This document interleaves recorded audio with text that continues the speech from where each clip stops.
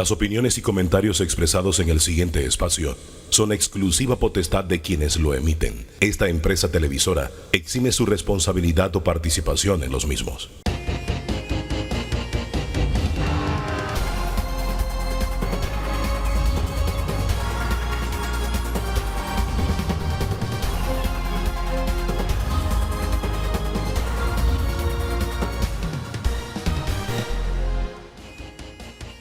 ¿Qué tal? ¿Qué tal? Muy, pero muy buen día. Bienvenido, bienvenida a este encuentro dominical con el análisis, la información, las diferentes corrientes de pensamiento sobre la realidad nacional principalmente. Y sin lugar a dudas tenemos que hablar de Bocas del Toro, don Danilo. Así es, así es. Aunque en materia de seguridad hay que hablar de todo el país, pero vamos a centrarnos mucho en Bocas del Toro. Hay una prioridad puntual sobre la provincia de Bocas del Toro. Sí.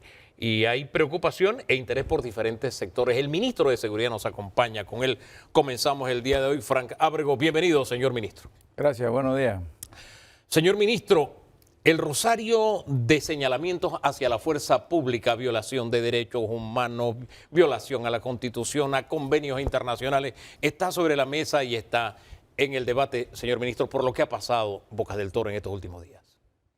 Sí, buen día ante todo. Y gracias por la oportunidad. Mire, la Fuerza Pública Panameña, el Ministerio de Seguridad, meto al Ministerio Público, al órgano judicial, se han caracterizado durante todo este periodo en garantizar y respetar el derecho de todos los panameños.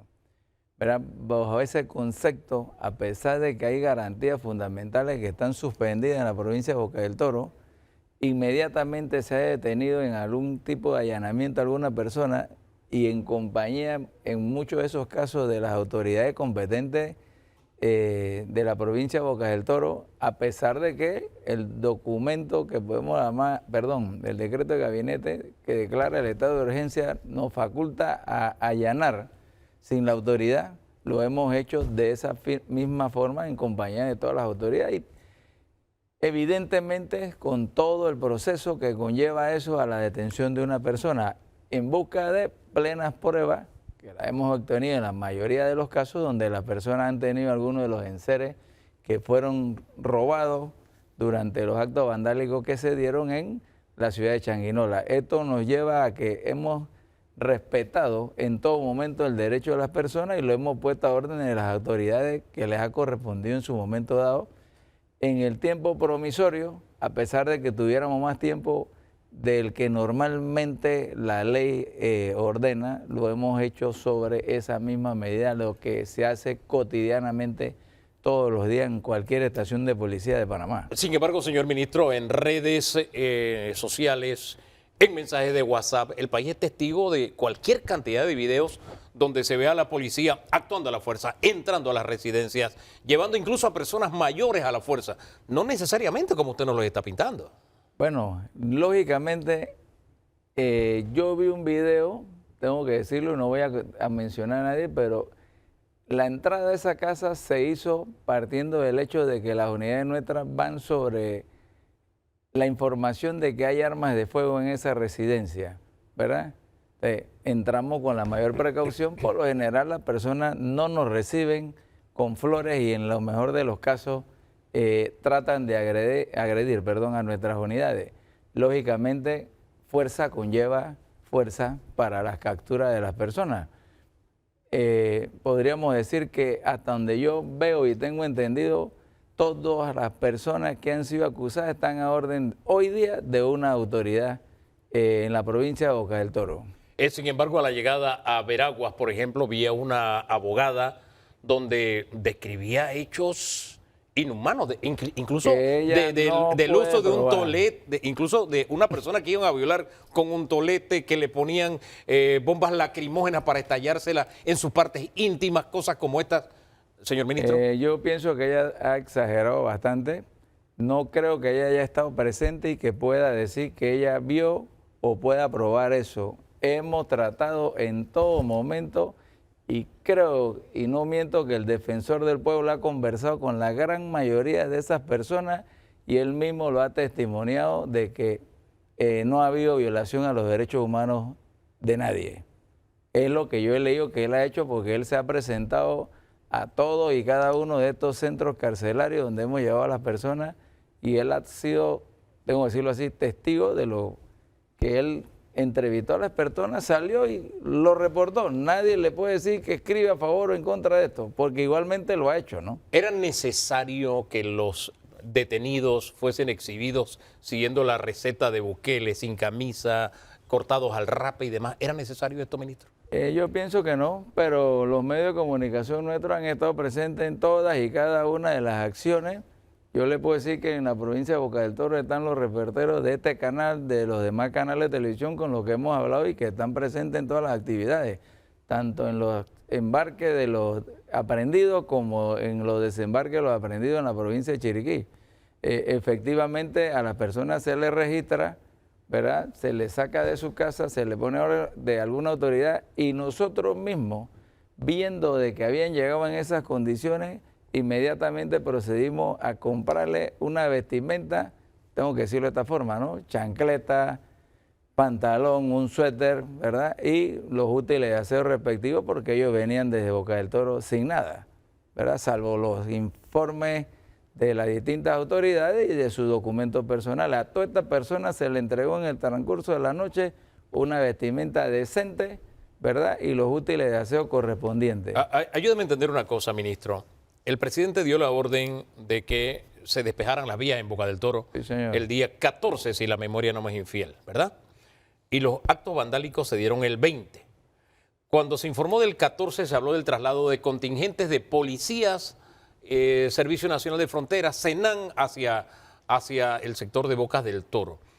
¿Cómo es que sin presencia policial no habíamos tenido actos vandálicos, y teniendo entonces ahora la presencia policial, sí se dieron actos vandálicos? Mire, al recibir la orden del señor presidente de la Fuerza Pública, fue avanzando sobre el eje carretero desde la población de Hornitos, en la provincia de, que es la limítrofe entre la provincia de Chiriquí y de Boca del Toro.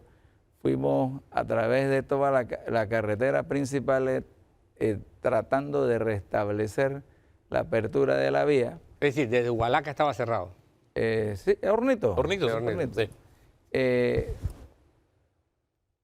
Llegamos a las distintas poblaciones. La población de Changuinola siempre mantuvo un cierre durante, le puedo decir, 40 días, sí, producto de que el sindicato inicialmente plantea la lucha por la ley en contra de la ley 462, que era la reforma a la Caja del Seguro Social. Después cambian a la ley bananera, ¿verdad? Y sobre este orden de ideas se actuó con la, diría yo, con la paciencia, ¿verdad? Esperando que a través de la negociación que hicieron algunos de los ministros, como la ministra de Trabajo, el ministro de Comercio e Industria, tratando de evitar lo que conocemos ha pasado con anterioridad en la provincia de Boca del Toro a raíz de distintos incidentes en el tiempo, ¿verdad? Mantuvimos la tranquilidad y la calma, incluso en algunos momentos dados, creo que los mismos manifestantes autorizaban 1 hora, 2 horas de despeje, y con esa tarea nos fuimos conversando con ellos, ¿verdad? Indistintamente, estallamos en Changuinola a raíz del secuestro, la retención, ¿verdad?, de una unidad del Servicio Nacional de Fronteras, que posteriormente se habla para la entrega del mismo, pero ya en ese minuto, ante la tensa calma, los habitantes empiezan a agredir a los policías que se encontraban en el lugar. Entendemos que de alguna forma, y en eso se han hecho los respectivos informes a las autoridades competentes nuestras, se articuló a través de las bandas y pandillas que existen en la ciudad de Changuinola, que a muchos les sorprende que en el interior del país nuestro haya delincuentes, que sí los hay. O sea, este no es el Panamá de hace 30 años, ni el Panamá de hace 20. O sea, nosotros tenemos delincuentes organizados en Santiago de Veragua, tenemos delincuentes organizados en la provincia de Los Santos, sí, ¿verdad? Y que todo lo vemos en las noticias cuando nos estalla, ¿verdad?, lastimosamente en la cara. Todas estas pandillas que se han mencionado en Changuinola tienen un file, ¿verdad?, que está siendo tramitado por la Policía Judicial nuestra, y el Ministerio Público. Nosotros no estamos adivinando, hay fotografías de ellos, enlaces de ellos y entendemos que en algún momento dado decidieron, llámese que alguien los auspició, alguien los provocó, aprovecharse de la problemática social que había con el sindicato y se sumaron a esto, pero desvirtuaron, ¿verdad?, la lucha del sindicato y procedieron a los saqueos de los comercios y demás, que eso es una labor de delincuentes. Es más o menos lo que quiero explicar, de que ellos no iban por la protesta en contra de los policías o demás, procedieron al saqueo de la bananera, la empacadora, los supermercados. Pero algo tiene que haber fallado, ministro, porque usted nos ha pintado todo el panorama y no me he caído en el centro de la pregunta, que es, ¿había un contingente, no había un contingente de fuerza, no hubo saqueo?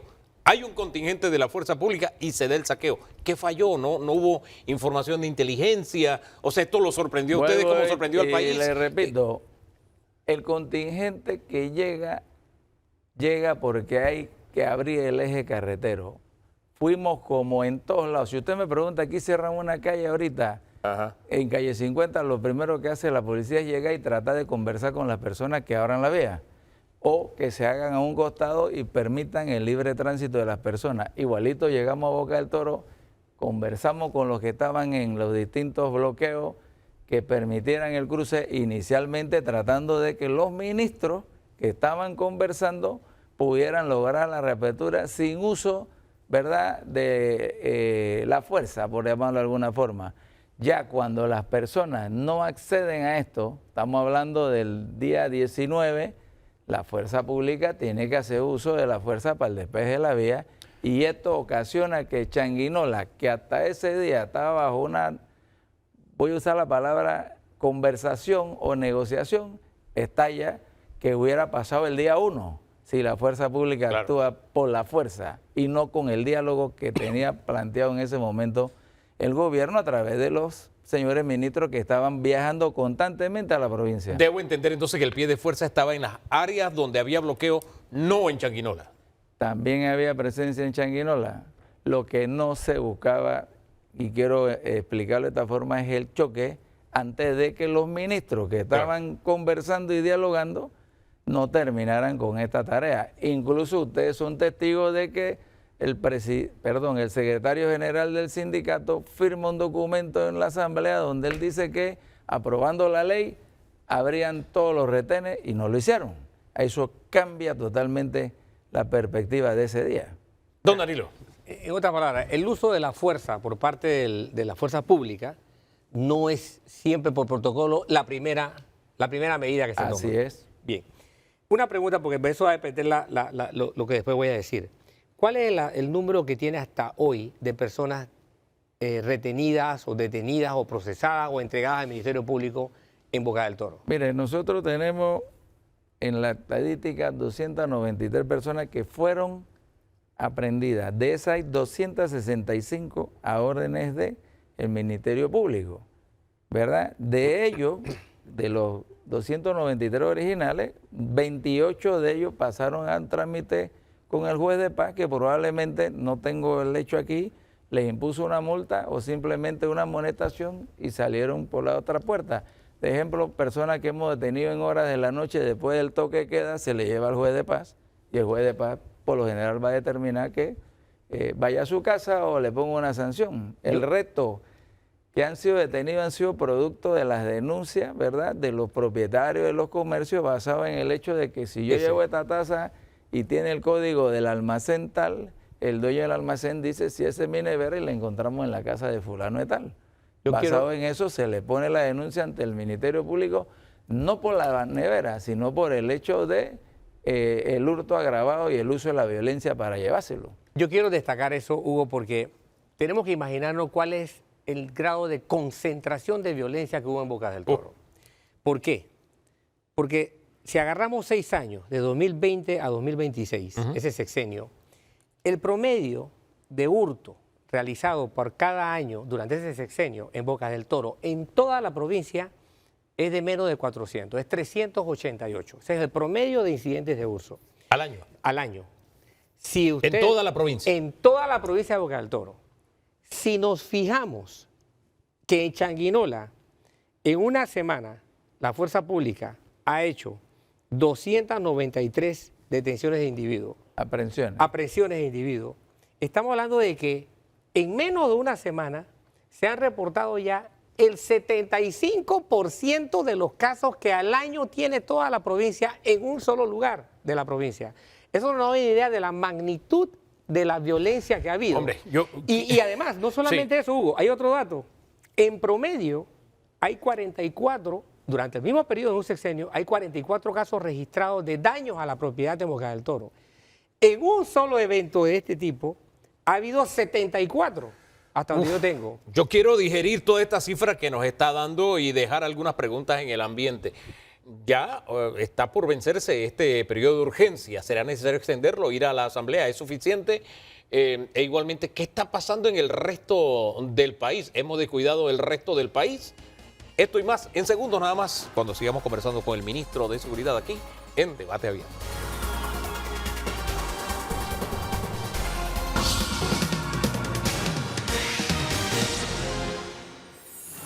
Señor ministro, todavía me están sonando las cifras que nos dio don Danilo, pero me quedo pensando en los 293 retenidos en Boca del Toro. Son 3 pandillas, 293 retenidos. ¿Todos esos son pandilleros, los 293 retenidos? No necesariamente. Acuérdese que muchos de los allanamientos que se dan se hacen basados en las denuncias ciudadanas del hecho de que hubieran participado o tuvieran artículos que hubieran sido parte de los objetos hurtados durante los saqueos en los días que vemos los incidentes, ¿no? Yo le puedo decir que de esas 200 y tantas personas, el primer día se retuvieron un promedio de 110, 120 personas y la mitad de esas personas tenían trabajo, trabajaban para una de las empresas que colaboran con la empresa bananera, no directamente con Chiquita, sino con una de esas empresas y todos ellos eran trabajadores de esa empresa. Lo veo en el hecho de que muchas de las personas se agregaron a los saqueos, a los actos vandálicos, simplemente por llevarse algún objeto, no necesariamente son pandilleros, es lo que quiero terminar no, lo entiendo decirlo, bien. ¿verdad? Sí. Se unieron al saqueo, cometieron un delito. No Así necesariamente son miembros de una organización prenombrada, como les he dicho, que existen y tenemos seguimiento. Hay miembros de estas pandillas, los líderes que están presos en la cárcel de Débora o en la Megajoya porque tienen procesos y casos de anterioridad. No Ahora, es que hoy nos dimos cuenta que hay pandillas en Boca del Toro. Ahora, dígame una cosa, ¿hay algún caso de que esté investigando la policía por el exceso de la fuerza, violación de derechos humanos en medio de todo lo que ocurrió en Boca del Toro? Necesariamente le puedo decir que ante cualquier denuncia siempre se investiga. No puedo precisarle que no haya alguna denuncia. Nosotros todo lo que sale en redes sociales lo investigamos tal como hablamos hace unos minutos. Lo primero que hacemos es enviarlo a la DRP y pedir a las unidades que hayan participado que se vean identificadas en el sitio, que hagan el informe escrito y quienes estaban pendientes para dar una respuesta si así fuera necesario ante una acusación en el Ministerio Público, pero se investiga todos los casos denunciados e incluso aquellos que se hacen a través de redes sociales, ¿verdad? Lo que hemos hablado de alguien que ponga una denuncia, se investiga aunque lo haga a través de un método informal. Es decir, lo que la abogada que mencionaba hace un rato denunció públicamente, ¿eso ustedes lo investigaron? Sí, señor. Y vuelvo y le repito, el defensor del pueblo fue y se entrevistó con toda esta persona y todos estaban en perfectas condiciones y nadie habló de que le habían sido violados sus derechos humanos de ninguna forma. Eso a nosotros nos Esto de las violaciones con tolete y estas cosas nunca se dieron. Don Danilo. Bien. Señor ministro, las fuerzas públicas tienen protocolos sobre cómo se utiliza la fuerza y en qué medida se va cambiando eso. Y hay quienes dicen exceso de uso de gases lacrimógenos, etcétera, etcétera. Pero a mí me han llegado vídeos, supongo que a lo Hugo igual, y yo he visto que incluso, independientemente de la cantidad de gases lacrimógenos utilizados, hay gente que persiste en estar en la actitud de cerrar una vía o lo que es más. Tengo vídeos en los que aparecen personas con palos, con objetos contundentes, acometiendo a la fuerza pública. Es decir, como que la gente no se deja disuadir. Al no cumplirse ese objetivo de dispersar a la gente, porque ese es el objetivo de un gas lacrimógeno lanzado, etcétera, sino que ya vamos al combate cuerpo a cuerpo, porque me llamó la atención el grado de disposición en algunos poblados de gente que iba encima de la policía a fajarse a palazo o con objetos contundentes de distintos puntos. ¿Qué recurso técnicamente queda allí? Porque yo supongo que eso tiene que dejar algún saldo de riesgo para la institución también. Sí, nosotros, la Policía Nacional tiene, ¿verdad?, un código del uso limitado de la fuerza que va elevando de acuerdo a el momento del peligro para la unidad de policía o para los transeúntes que estén en el lugar, ¿verdad? Usted lo ha dicho muy bien. Nosotros primero tratamos de que las personas se quiten de la vía o se retiren de la parte que nosotros llamamos libre tránsito del resto de las personas.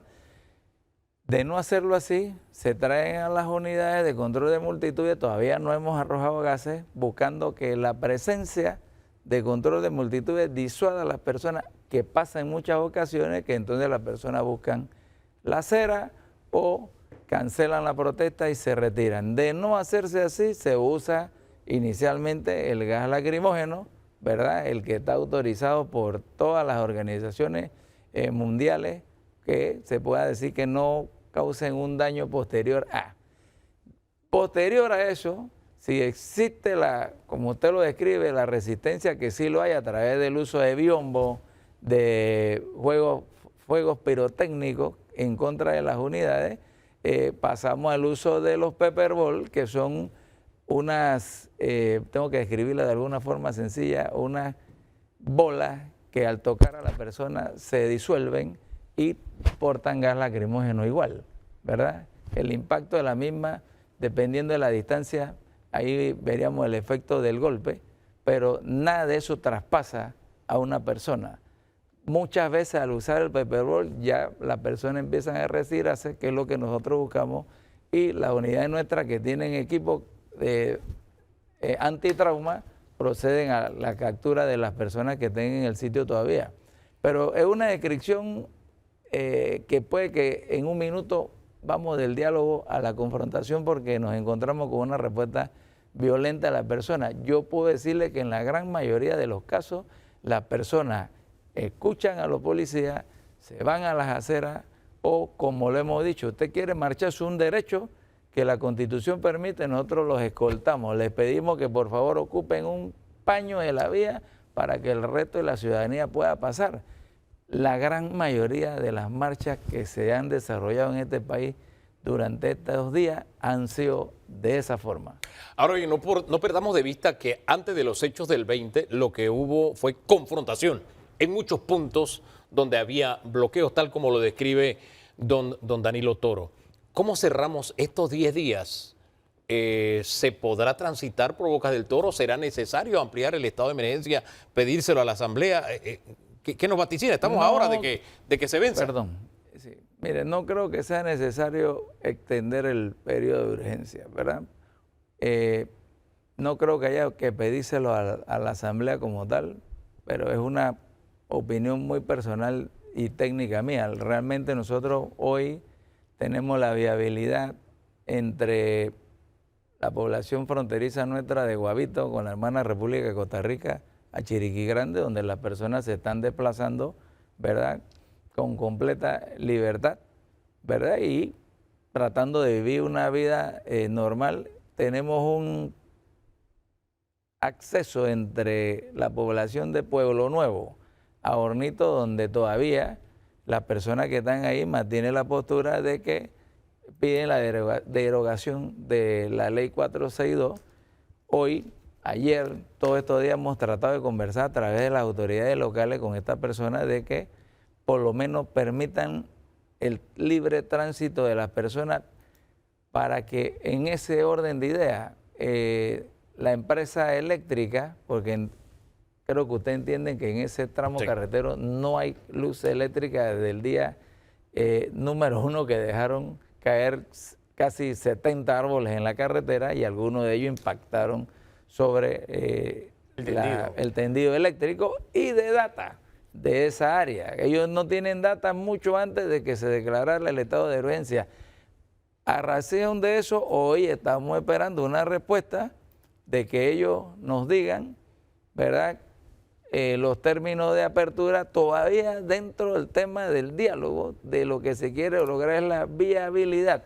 El derecho a la protesta nosotros lo respetamos y lo mantenemos y es sagrado. Lo hemos hecho en todos lados. Y es sagrado, señor ministro. Ahora bien, usted habló en el segmento anterior del patrocinio de figuras, ya previamente ha dicho que había políticos. Yo quiero tener bien claro, ¿este patrocinio era a manifestantes o a pandilleros? ¿En qué consistía este patrocinio?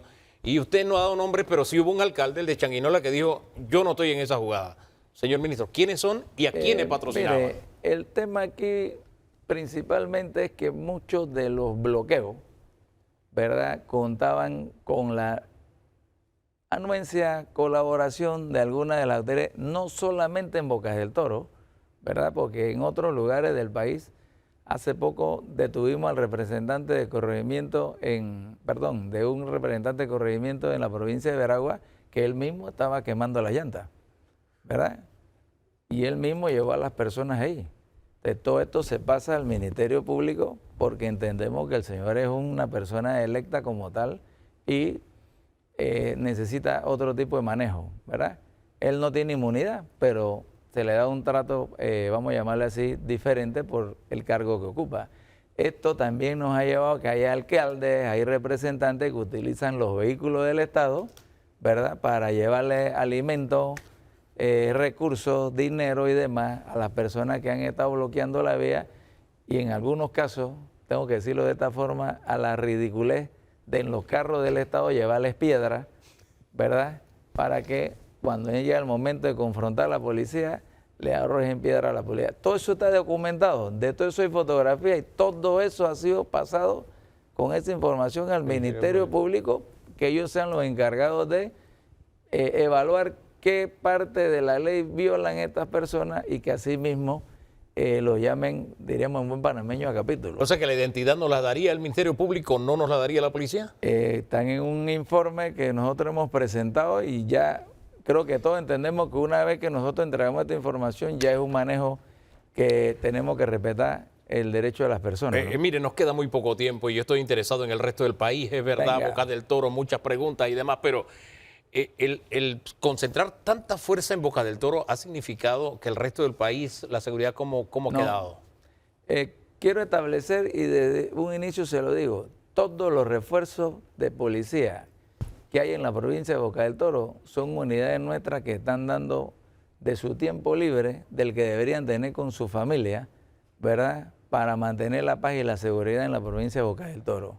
El resto de las unidades nuestras de policía que están laborando normalmente en todas las estaciones de policía del país continúan con su trabajo en el día a día, ¿verdad?, combatiendo el tráfico de drogas, el microtráfico, ¿verdad?, el homicidio, las agresiones.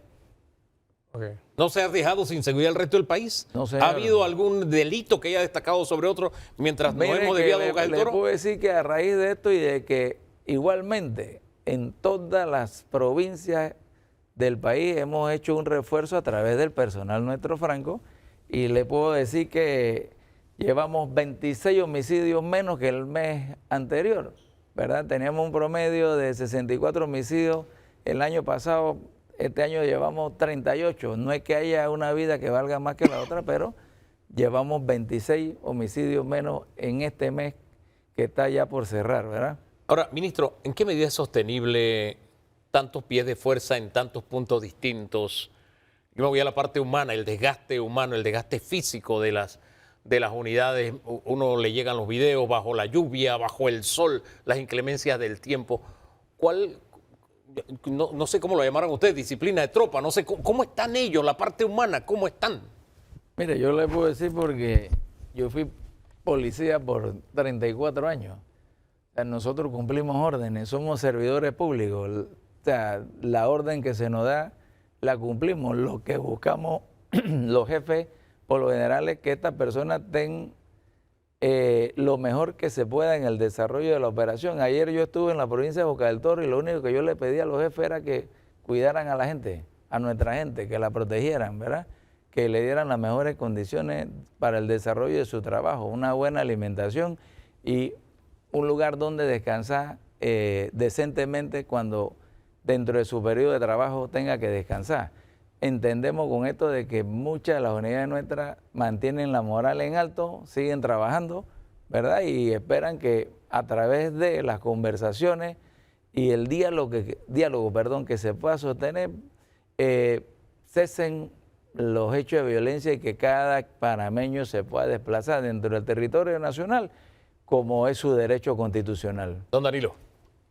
Julio, agosto, septiembre y octubre. Quedan 4 meses, teóricamente, que no debieran estar sin ninguna eventualidad.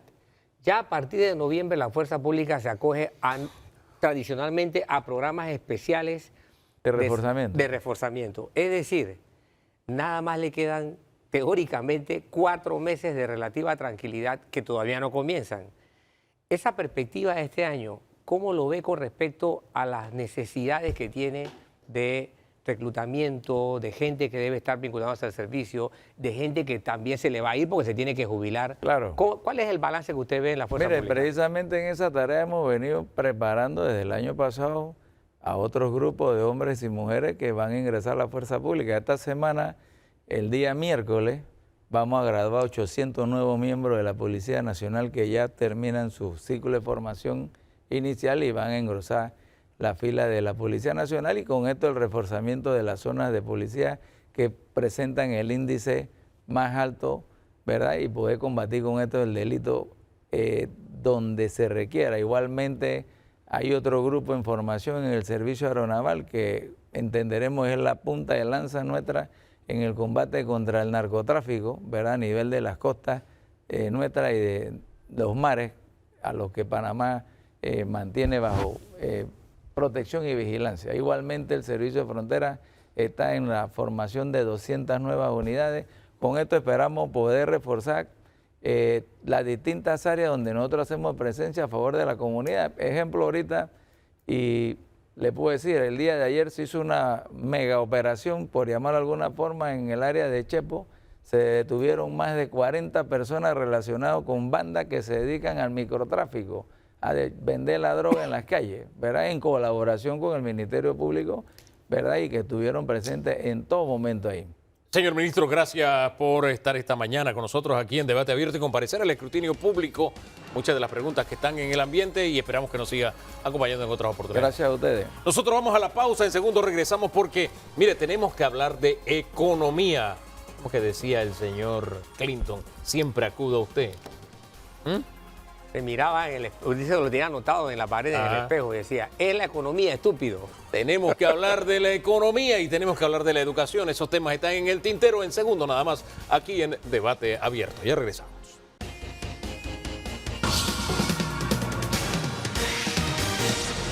Esta es una crisis permanente. Así comenzamos hablando de educación la semana pasada, la crisis sin solución, la crisis permanente, y usted le bautizó ese segmento en aquel instante. Yo no sé, no podemos seguir dejando de lado el tema educativo y quiero seguirlo viendo con ojos nuevos, tener una visión fresca, porque a veces me parece que los protagonistas que están ahí en el conflicto necesitan eso y es una forma de colaborar y tener una luz de esperanza en medio de la crisis, don Danilo. Esa es un poquito la intención. Así es.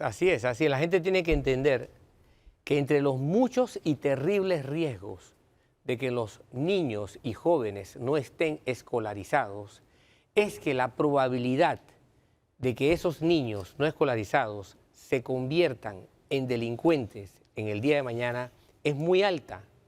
Y muchos de los que ahora justifican que esos niños no estén escolarizados por la razón que sea, no tienen la menor idea de cuál es el costo que eso representa y que por desgracia de esos niños posiblemente ustedes tengan que encarar a sus futuros agresores.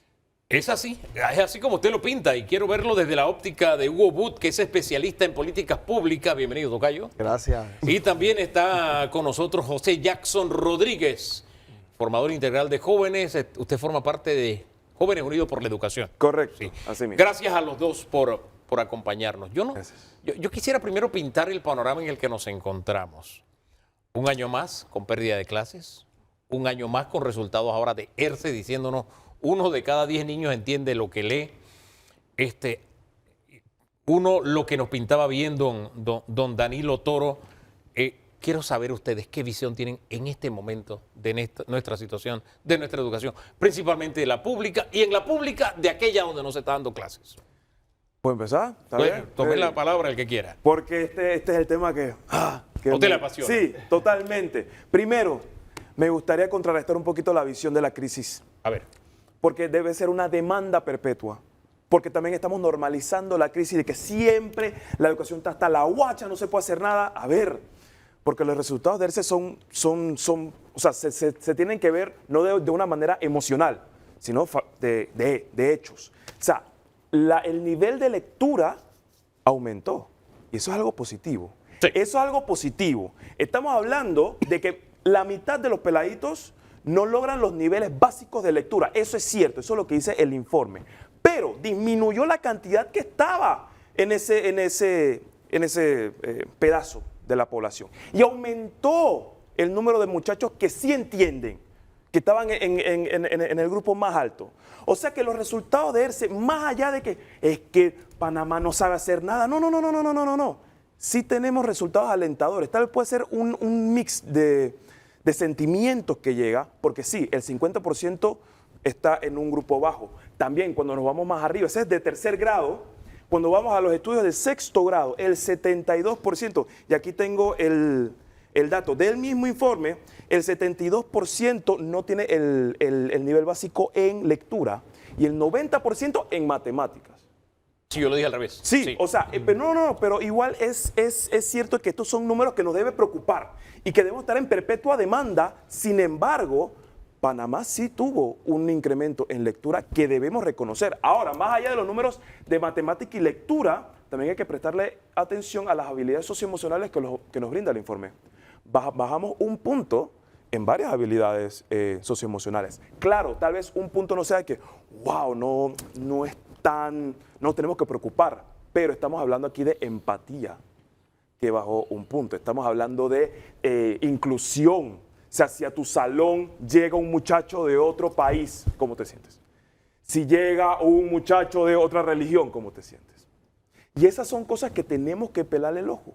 Porque más allá de que ERCE nos dice, es que Panamá el 50, el 70, el 90, yo tengo una visión positiva de que las estrategias que se implementaron durante la pandemia y después de la pandemia tuvieron un resultado, no el que esperábamos, pero podemos seguir avanzando. Deme su taza. Me voy a tomar su taza de optimismo y le doy la mía. Porque le da un giro y un vuelco verlo de esa manera. Pero al final tenemos que luchar con también otros hechos. Esos más de 500 días que se ha perdido clases. Este año yo no sé si, contagiándome un poco del optimismo, decir, bueno, lo que pasa es que también este año en el sector público, no todos en el sector público paralizaron, y eso es bueno. No sé, porque al final estaríamos hablando, como decíamos hace unos días, de tenemos un grupo que sigue perdiendo clases, otro que no perdió tanto y otro en el sector privado que nunca pierde. Sí. Usted es especialista en gestiones públicas, quiero que nos ubique en ese contexto, cómo mirar la educación. Yo me quiero unir a esta sensación de optimismo. Quítenle la taza. Y yo creo que, ¿sabes? No creo que quitársela porque Panamá usualmente puntúa como los primeros países del mundo en los índices de felicidad. Sí. Cuando le preguntamos a los panameños, su sensación de bienestar y felicidad por lo general es muy alta. Sí. Sin embargo, hay otros índices que estamos hablando de este tema, como el índice del Foro Económico Mundial de movilidad social, donde Panamá no puntúa muy bien. En el último, estudian 80 países, Panamá ha salido 63. ¿Y por qué es importante? Porque cuando vemos temas como educación, como salud u otros, tenemos que preguntarnos, ¿por qué? ¿Por qué nos educamos? Pudiésemos decir que, bueno, hay algunos que tienen curiosidad intelectual, pero por lo general porque queremos avanzar en nuestra vida, evolucionar. Y la movilidad social conceptualmente mide cómo las generaciones están mejor o peor que sus antecesoras. Entonces, podemos decir, Jackson, que hubo una generación previa que la nuestra. Correcto. Una, vamos a decir que una para no decir No, más. está bien, está bien. Una Está cerca la generación. realidad. Solo una. Está cerca. Tenemos que medir si Jackson y hoy todos los profesionales jóvenes que tiene este país, sus expectativas de tener mejor salario, mejor salud, mejores pensiones, es mejor que la que tuvo tu generación. En ese análisis, Panamá no puntúa en algo muy particular que se aplica a la pregunta, y es en la desigualdad al acceso a la educación. Panamá tenemos el gran reto de que cuando estudias en un colegio privado en la ciudad de Panamá, bilingüe, tus capacidades o oportunidades de poder llegar a puestos de trabajo en multinacionales, en el Canal de Panamá, en empresas que están listadas en bolsa, se dispara. Cuando no estás, no puedes llegar a un trabajo en un call center que te puede garantizar un empleo de $1,000, que va muy encima de la media laboral del país en $700, solo por una capacidad lingüística que es el inglés. Nuestros colegios en el interior, en las comarcas, en las áreas más alejadas de la urbe, no están accediendo a eso. Usualmente hablamos de la cantidad de días, de la cantidad de horas, y ahí podemos comenzar a desmenuzar. Un estudiante de colegio privado en la ciudad está en promedio entre 7 y 8 horas al día de clase. Si diéramos clase en el sector público, estamos hablando de 5 con suerte. Si el profesor o el maestro no va, no tiene actividades extracurriculares, no usualmente hay acceso a deporte de manera sostenida, cultura, debate, etc. Sin embargo, pinto este escenario para decir que ahora tenemos una gran oportunidad con este panorama para dar un salto cuántico y preguntarnos, ¿estamos otorgándole a nuestras futuras generaciones las herramientas para que den el salto de movilidad social? ¿Sí o no? Y ahí la educación es un eslabón, pero también tenemos que preocuparnos por muchos otros. Los dos levantaron Bien. la mano. ¿A quién le doy la palabra, hombre? Porque quiero utilizar ambos referentes y tu punto de vista creo que contesta mucho, explica mucho lo del optimismo de José. José Jackson. Le dice Jackson, ¿no? Me dice Pero es Jackson. José. Sí. Porque mi café definitivamente vino sin azúcar. ¿Y por qué lo digo? Porque creo que la explicación se debe al hecho de que nuestros estándares son tan bajos que aquellos de donde vemos que han subido, en realidad es porque vienen de más abajo del suelo. Entonces, ¿por qué lo digo? Porque nuestro estándar de felicidad es muy bajo. Lo que nos hace felices son cosas tan llenas de nimiedad, de tan poca aspiración superacional. Porque nuestros estándares educativos son terriblemente bajos. Fíjate lo que estamos discutiendo ahora. Si nuestros niños pueden entender lo que leen, cuando el planeta está discutiendo si los niños pueden administrar inteligencia artificial. ¡Válgame Dios! Nuestra discusión es de hace un siglo. Es de hace un siglo. Nosotros no debiéramos estar discutiendo. Siendo optimista. Siendo optimista, exacto. Tercero, nuestros estándares políticos son terriblemente bajos. Aspiramos o contentarnos con un diputado o con un presidente o con un alcalde que no nos robe.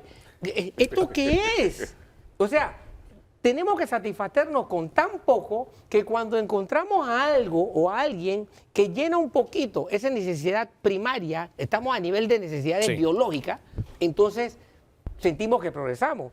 Yo planteo eso en la mesa porque yo creo que ustedes han traído fabulosas formas de ver el problema, ¿no? Me alegro. ¿Puedo contrastar? Excelente. Cuando vemos el informe de índice de felicidad, habría que ver si en efecto qué es lo que está midiendo y si contrasta un poquito con, entonces si la gente tiene menos educación, entonces está más feliz. No sé si podemos hacer ese hecho realidad, habría que ver ambos informes. Claro. Ahora, hablando de eso y contrastando con lo de Hugo, de la pública y la privada, el informe de ERCE sí dice que los de la privada tienen una brecha enorme con los de la pública. Ellos sí están viendo la inteligencia artificial. Pero tal vez ese hecho que está combinando Hugo sea interesante ver cuáles son los factores socioemocionales en ambos casos. Habría que ver mucho más a profundidad el informe. Pero sí, hay una brecha enorme entre la pública y la privada. Y eso sí lo dices. Aparte, también hay una brecha en lectura con las niñas. Las niñas tienen puntajes mucho más altos que los varones en lectura. Hasta la universidad. Pero eso es un dato que se repite en otros países. Y aquí tampoco hay una brecha entre matemáticas, por ejemplo, con respecto al género. Ahora, si vamos a hablar de las mejores prácticas o las cosas que nos están ayudando a mejorar y las cosas que nos están empeorando, podemos leer el informe, ojalá se lo lean, está muy pretty.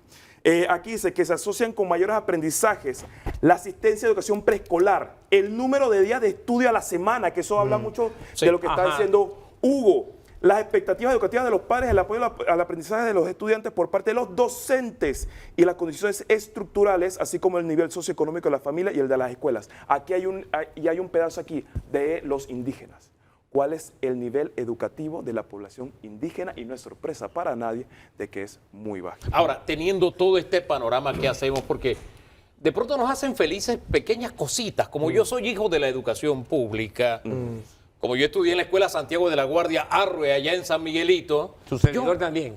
Yo me siento contento cuando veo, ¿qué decirle? Cuando veo espacios como Debate Z, que viene a través de ECO, que es un aporte que hace Medcom a la educación, que los jóvenes se reúnan a debatir, ese arte de debatir. Ustedes son hijos de los debates, a propósito, ¿no? Entonces, me preguntaba hace unas semanas cuántos colegios públicos participarán, y yo celebré aquí que el Fermín Nodó, eso me hizo feliz, elevó mi índice de felicidad. Fermín Nodó se inscribió. Y esta semana cuando reviso y que, el Endara Galimani también, no, wow, uno más. Pero al final entonces miro y digo, lo que pasa es que me estoy conformando con poquito, producto del entorno que está condenando a estos muchachos. Mira, gracias por traer ese punto, Hugo. Yo tuve la oportunidad de formar parte de ese proyecto inicial de generar debates en el país con la Copa Nacional de Debate. Porque a mí me impactó y me cambió la vida poder tener ese acceso. Así como tú, yo estudié en un colegio público en Ocuba, José Dolores Carrizo, una escuela pequeñita pero con gente maravillosa.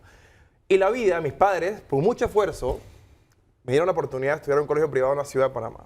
Y en ese colegio privado aprendí inglés. Y a partir de que aprendí inglés, eso me dio la oportunidad de estudiar maestrías en el extranjero en inglés. Financiadas, becadas 100%. Mi historia se dio por oportunidades, y la Jackson también, que hubo un momento preciso por el mérito y el esfuerzo que uno pudo expresar y que se pudo ver. ¿Cuántos panameños más hay allá afuera con las capacidades y el mérito para tener ese punto que los pueda encumbrar en temas de movilidad social? Entonces, el debate es solo una referencia a lo que podemos hacer como sociedad cuando nos ponemos de acuerdo y podemos aportarle a las capacidades de los seres humanos. Y en política pública hay un concepto que se llama la contrafactual, que es analizar qué sucedería en un sector si lo que hacemos no existiera, digamos. ¿Qué sucedería en educación si no hubiera un ministerio de educación? Y pensarlo. Si todo nos dice que tiene que haber un ministerio de educación que se encargue de manera centralizada de la educación con docentes, etcétera, estemos de acuerdo y reforcémoslo. Pero no pensemos que ese es el status quo por siempre. Quizás hay otras formas de hacerlo. Yo quiero dejar un punto importante. Estamos por cumplir un año de esta administración. Da pie para que comencemos a medir los resultados. Mi llamado es a que comencemos a medir todas las inversiones que hacemos. ¿Qué es lo que trae consigo? Si vamos a subsidiar a un sector de la población, ¿cuál es el resultado? Menos deserción escolar, etcétera. Y un último mensaje es, estamos todos enamorados con la Selección Nacional de Fútbol Mayor. Y no debemos olvidar que el director técnico de la selección es un extranjero. Ese extranjero, si quisiera retirarse en Panamá y ser profesor de educación física, no pudiera. Porque hay una ley que lo inhabilita. Así como esa ley, hay muchas que nos disparan en el pie y que no nos permite desarrollarnos como país. Hago un llamado para que todos analicemos qué de lo que estamos viendo alrededor genera ese tipo de anomalías que no permiten que como país lleguemos a la expectativa. Porque somos felices con pocas estimaciones, pero tenemos un potencial enorme para tomar eso como una oportunidad para pasar el umbral de desarrollo. Y para lograr eso tenemos que enamorarnos todos de la educación. No como una bandera, no con eslogans, sino de hecho. Por eso yo planteaba tal vez una locura, no lo sé.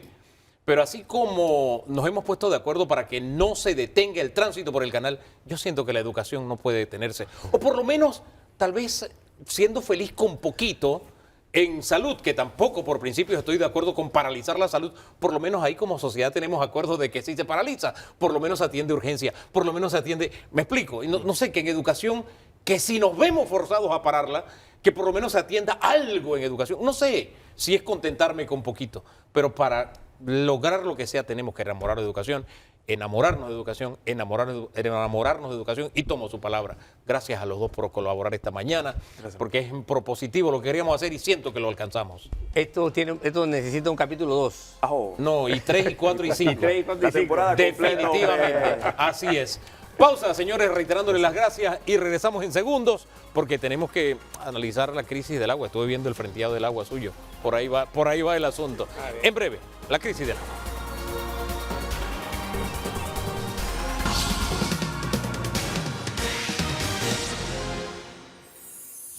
Hablemos un poquito de la situación. Bueno, vamos a aprovechar que estábamos hablando principalmente de Bocas del Toro en tema de seguridad para iniciar el análisis económico con un economista, precisamente, don Carlos Araúz, para iniciar el análisis económico tomando como referencia Bocas del Toro. Si usted está de acuerdo, don Danilo.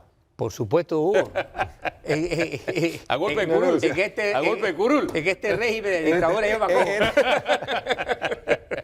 Oiga, si sumamos en Bocas del Toro el golpe que significó los actos vandálicos, sí, la baja en ese aporte que era el turismo, hombre, ante la falta de circulante por los bloqueos y el aislamiento del sector, la falta de comercio, no se vendía nada y lo poco que había, pues habían salido de ellos el desabastecimiento. Y si sumamos todavía los empleos directos e indirectos de Chiquita, ¿cuál es el estado de salud de la economía de Bocas del Toro? Sí, una provincia olvidada, abandonada por múltiples generaciones de políticos que quizás tenían otro tipo de agendas.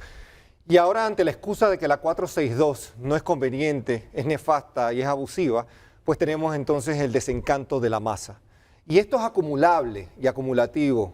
Lamentablemente ha sido años de desidia, donde los indicadores macroeconómicos, supuestamente desempleo, calidad de vida, costo de vida, inflación, se han venido deteriorando paulatinamente, pero ahora pasó a lo micro, pasó a la desesperación del hogar, donde no hay sustento, donde no hay trabajo y donde no hay esperanza. Cuando se acumulan esos elementos, la conducta y la economía se dedica al estudio precisamente de la conducta y el comportamiento. Era lógico, era de esperarse que esto se manifestara así. La pregunta es qué hacer en esta coyuntura, porque si no somos capaces de nuevo de identificar que hacen falta competencias, habilidades en las personas, en el ser humano, para poder aspirar a mejores salarios, entonces vamos a condenar a la provincia inevitablemente, ahuyentando la inversión extranjera directa y aumentando la desconfianza del inversionista en Panamá. Muy triste, muy triste. Fíjese que nosotros hablábamos mucho hombre, usted estuvo en varios programas donde hablábamos de la necesidad del empleo formal por el tema acá de Seguro Social, sí, y de pronto se viene a memoria que dos grandes empleadores formales, como Mina, como La Bananera, le cerramos las puertas. Desaparecen. Y se manda el más alto mensaje de quizás irrespeto o quizás apatía hacia el Estado de Derecho. El Estado de Derecho se reglamenta, se rige por normas, por reglas, por la administración de justicia de manera sensata y responsable. Esta coyuntura en particular ahuyenta, crea una situación de miedo y de desconfianza que no habíamos vivido recientemente. Y la coyuntura que vive el mundo, Enrique, yo creo que a veces somos muy domésticos. Obviamente nos enfocamos en La Bananera, en la mina y nos está afectando. Pero el mundo está viviendo un momento de tanto cambio, revolución tecnológica, inestabilidades fiscales. Nos están llamando la atención de cómo las barreras arancelarias están rehaciendo cómo accedemos a mercados. O sea, Panamá tiene un momento de oportunidad glorioso, dorado, y estamos haciendo todo lo posible para destruirlo, para autodestruirnos en ese proceso entonces de búsqueda de nuevas oportunidades. Es doloroso, es desgarrador y no se presentan muchas veces este tipo de coyunturas, donde todo de una u otra forma puede confabular para que Panamá esté mejor y por ende los panameños estemos mejor. Fíjese que eso que me acaba de decir me recuerda una frase que usted utiliza, síndrome de autodestrucción. Estamos padeciendo ese síndrome en Panamá. Estamos no solo en ese síndrome de autodestrucción, sino que aparentemente es recurrente. Cada cierto tiempo entonces hay una explosión, ya sea por desencanto hacia el costo de la vida o por una decisión gubernamental, y eso obviamente es un desencanto estructural. Es que hemos deshecho a lo mejor cómo programábamos soluciones para que fueran de 5, 10, 15 años. No pueden ser ejercicios quinquenales por el gobierno de turno, tienen que ser más allá. Pero fíjese que usted hablaba del tema de la 462. Sí. Y esto me da pie a que de pronto alguien nos miró desde fuera, el Bank of America. Sí.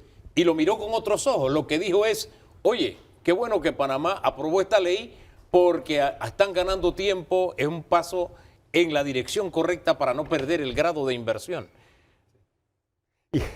y provoca gracia sarcástica, dolorosa, ironía, porque el reporte del Banco Mundial que acaba de salir literalmente habla precisamente de desbalances fiscales y habla de la creación de empleo como dos de los más grandes problemas que tiene el planeta.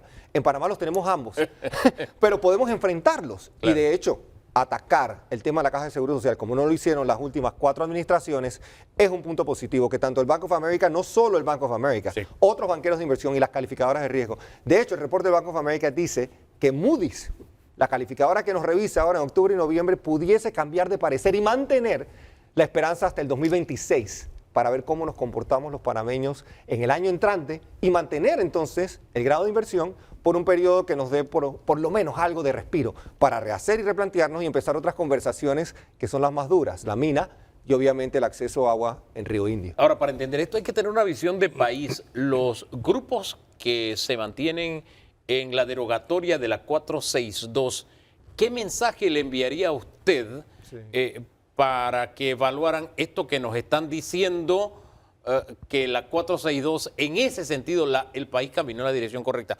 ¿Qué lectura deberían tener estos grupos o le recomienda a usted estos grupos que tengan de ese enfoque que recibimos esta semana? No es fácil para nadie aceptar la idea de aportar más dinero para un sistema que a lo mejor no ha cumplido con la expectativa del panameño. Hay que reconocer que el sistema de seguridad social ya venía dando tumbos desde hace muchísimo tiempo. Eso es inapelable e inexotable. Pero por otro lado está el componente de la acción que se toma para salvar precisamente invalidez, vejez y muerte, que ya estaba contagiando a enfermedad, maternidad y riesgos profesionales. O sea, la Caja de Seguro Social, la más noble de nuestras instituciones, tenía que salir de ese estado lamentable de cuidado intensivo. Ahora está, yo creo que respirando y dándose la oportunidad a lo mejor a replantearse. Y mi mensaje sería de nuevo de lectura, de análisis y de comprender que este es un instrumento que nos da tiempo. No salva de por vida la Caja de Seguro Social, nos da otros 6 años a lo mejor para hablar del tema quizás más relevante que se ignoró en esta ley, que fue la jubilación y su edad para poder pactarla. Fue uno de los temas más álgidos que de hecho, si lo quieren ver como una ganancia para los segmentos que la adversan, fue quizás una victoria para ellos. Pero esa es una de las razones por las que algunos están protestando, el aumento de la edad de jubilación. No hay tal cosa, es categórico. Dennos una oportunidad como país, démonos todos una oportunidad como país. Ese sería mi mensaje. Don Danilo. Licenciado, a mí me gusta comparar, para tener una referencia de dónde estamos, siempre tener un punto de comparación. Sí.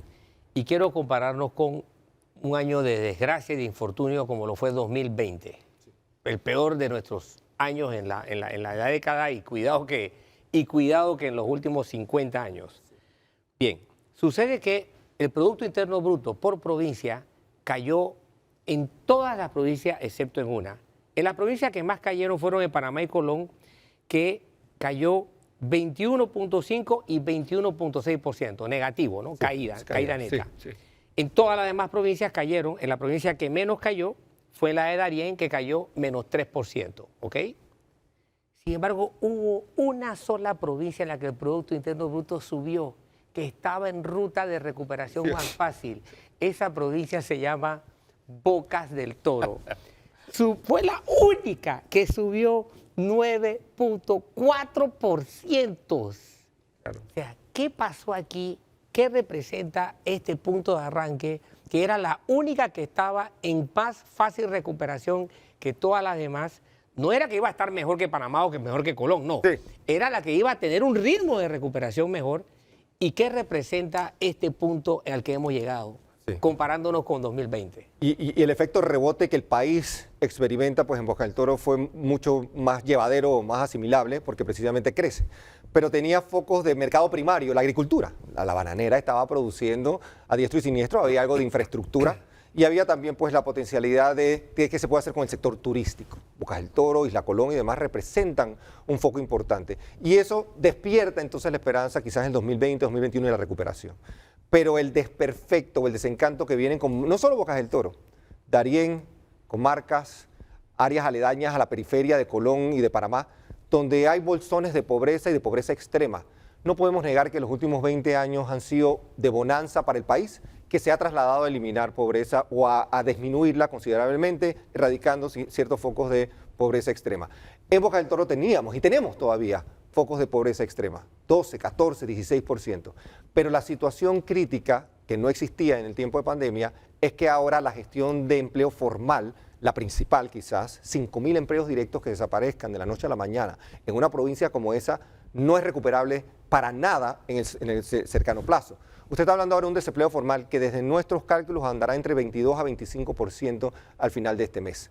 Esos son números realmente asombrosos, estratosféricos y no solo preocupantes. No tengo claridad sin una planificación agresiva, y lo hemos dicho públicamente, donde la banca estatal participe apoyando al empresario pequeño, a ese empresario de la microempresa y de la pequeña empresa que perdió todo para que cree trabajo y cree empleo, porque el Estado no es un creador natural y bueno de empleo ni sostenible. Entonces, si no hacemos ese tipo de intervenciones estatales, Bocas del Toro tomarán años, lustros para que pueda salir de este hueco. Oye, es que me quedo pensando en la dueña de la clínica que habló a través de Telemetro, que decía, yo no puedo abrir de nuevo, no puedo adquirir nuevas deudas. Ahí es donde tiene que enfocarse entonces el Estado. Sin duda. Con préstamos blandos, dice usted. Sí. La dueña de un salón de belleza que veía, Dios mío, ¿qué hicieron aquí? Lo destruyeron totalmente. Enfocarse allí también. Ahí debe estar entonces financiando el Estado. Y para que Bocas del Toro despierte. Para eso mismo. Ella decía, es que entrevista más estupenda dio Telemetro ese día, porque ella decía lo que le había costado. Era un perfecto disparate haberle robado todas esas cosas a la clínica. No lo pueden vender, no lo pueden prestar, no lo pueden alquilar, no pueden hacer nada con eso. Entonces, destruir la clínica y luego robarse ese aparato, no puede hacer nada con eso. Pero ella dijo algo que me impactó realmente. Ella dijo, sí, no, son miles de dólares que yo no puedo ahorita mismo enfrentarlo, pero me duele mucho los compañeros que trabajaban allí en esa clínica que no van a tener empleo ahora. O sea, esa era su preocupación como médico que hizo una inversión, que se metió allí. O sea, el efecto multiplicador que le iba a caer a esa gente que tenía un empleo y ya no lo tiene. Y siento que ahí cometemos un error como sociedad, pero se lo pongo a usted que maneja números. Siento que perdemos de vista al ser humano. Lo que siempre decimos aquí, grupos decidiendo o tomando acciones que al final traen por consecuencia que otros seres humanos no puedan poner el plato de comida sobre la mesa. Y muchos de esos grupos teniendo muy seguro su plato sobre la mesa. Don Carlos. Sí, la desconfianza que sienten inversionistas en el sector privado hoy día en Bocas del Toro o en Panamá como un todo es desgarradora y es la que sienta el fundamento para darnos una oportunidad de crecimiento. Nosotros tenemos una proyección de crecimiento que está por debajo para los próximos 3 años de lo que estábamos acostumbrados a crecer. Para crecer de manera sostenible y responsable, tenemos de nuevo que darle chance a la gente, competencias, habilidades blandas. De lo contrario, esas grandes contrataciones no se van a dar, las inversiones de nuevo en salario digno no van a crearse y lamentablemente nuestra gente se va a quedar rezagada. El Estado, el papá Estado, no puede jugar un rol de intervención consistente. No es sostenible el subsidio, el favor o el acomodamiento político temporal de 5 años. Eso no es sostenible. Para crear prosperidad y bienestar, tenemos que crear fuentes de empleo, tenemos que encontrar la manera de nuevo de socialmente crecer y de cuidarnos, porque la cohesión social, la goma que nos une, es la que se nos está deshaciendo frente a nuestros ojos de cara a grupos que tienen agendas a lo mejor escondidas y no tienen el bienestar del panameño como su norte principal. Mire, usted me plantea este mapa y yo no soy profeta de la destrucción, ni tampoco soy un profesional del no. No estoy en ninguno de esos dos grupos, pero usted me plantea esto, las habilidades blandas y demás. Oye, pero ¿cómo lo logramos si tenemos a los niños, principalmente del sector de la educación pública, condenados a más de 500 días de clases perdidas? Y viendo las pruebas ERCE esta semana, 1 de cada 10 niños de 6º grado tiene la capacidad de entender lo que lee. ¿Cómo vamos a enfrentar realmente todo esto si en educación se está condenando a los niños a esta triste realidad? Dolorosamente 4 pilares que la economía panameña necesita para resucitar: competitividad, fortaleza institucional, cohesión social y educación. Las 2 últimas necesitan de un compromiso país que traslade de nuevo la responsabilidad a nuestros hogares, a nuestra gente y a las ganas que tiene el país de echar hacia adelante.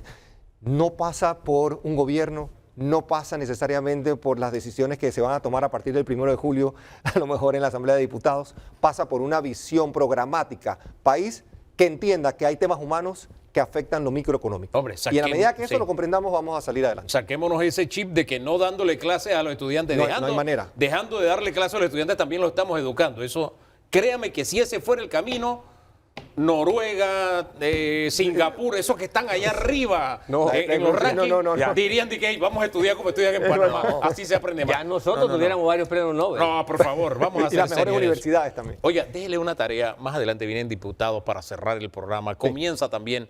Y ellos tienen, como diputados de la República, que dotarnos de herramientas legales para buscar la forma de enamorar a la inversión, tanto nacional como extranjera, principalmente de este país. ¿Qué tarea usted le dejaría sobre la mesa a la Asamblea que debe instalarse el próximo martes? Llamar la atención del Ejecutivo de que la austeridad tiene que jugar un papel importante, trascendental. Las primeras semanas se gestionará un nuevo presupuesto para la ejecución 2025-2026 y no podemos seguir gastando o malgastando de la manera en la que venimos haciendo. Tenemos que implementar indicadores que permitan la fiscalización estructurada con objetivos y beneficios. Y les dejo una tarea, a lo mejor si se atreven, alterar quizás nuestro código fiscal y cómo recaudamos para que empresas a lo mejor participen directamente de la ejecución de obras que traen bienestar como beneficios fiscales. Impuestos por obras, no necesariamente pagándoselo al Estado. Oye, esa me gusta. Esa me gusta, la dejamos allí. Gracias, don Carlos, por acompañarnos esta mañana. Vamos a la pausa y en segundos hablamos sobre educación. En segundos, nada más esa gran tarea, Dios mío. Ya volvemos.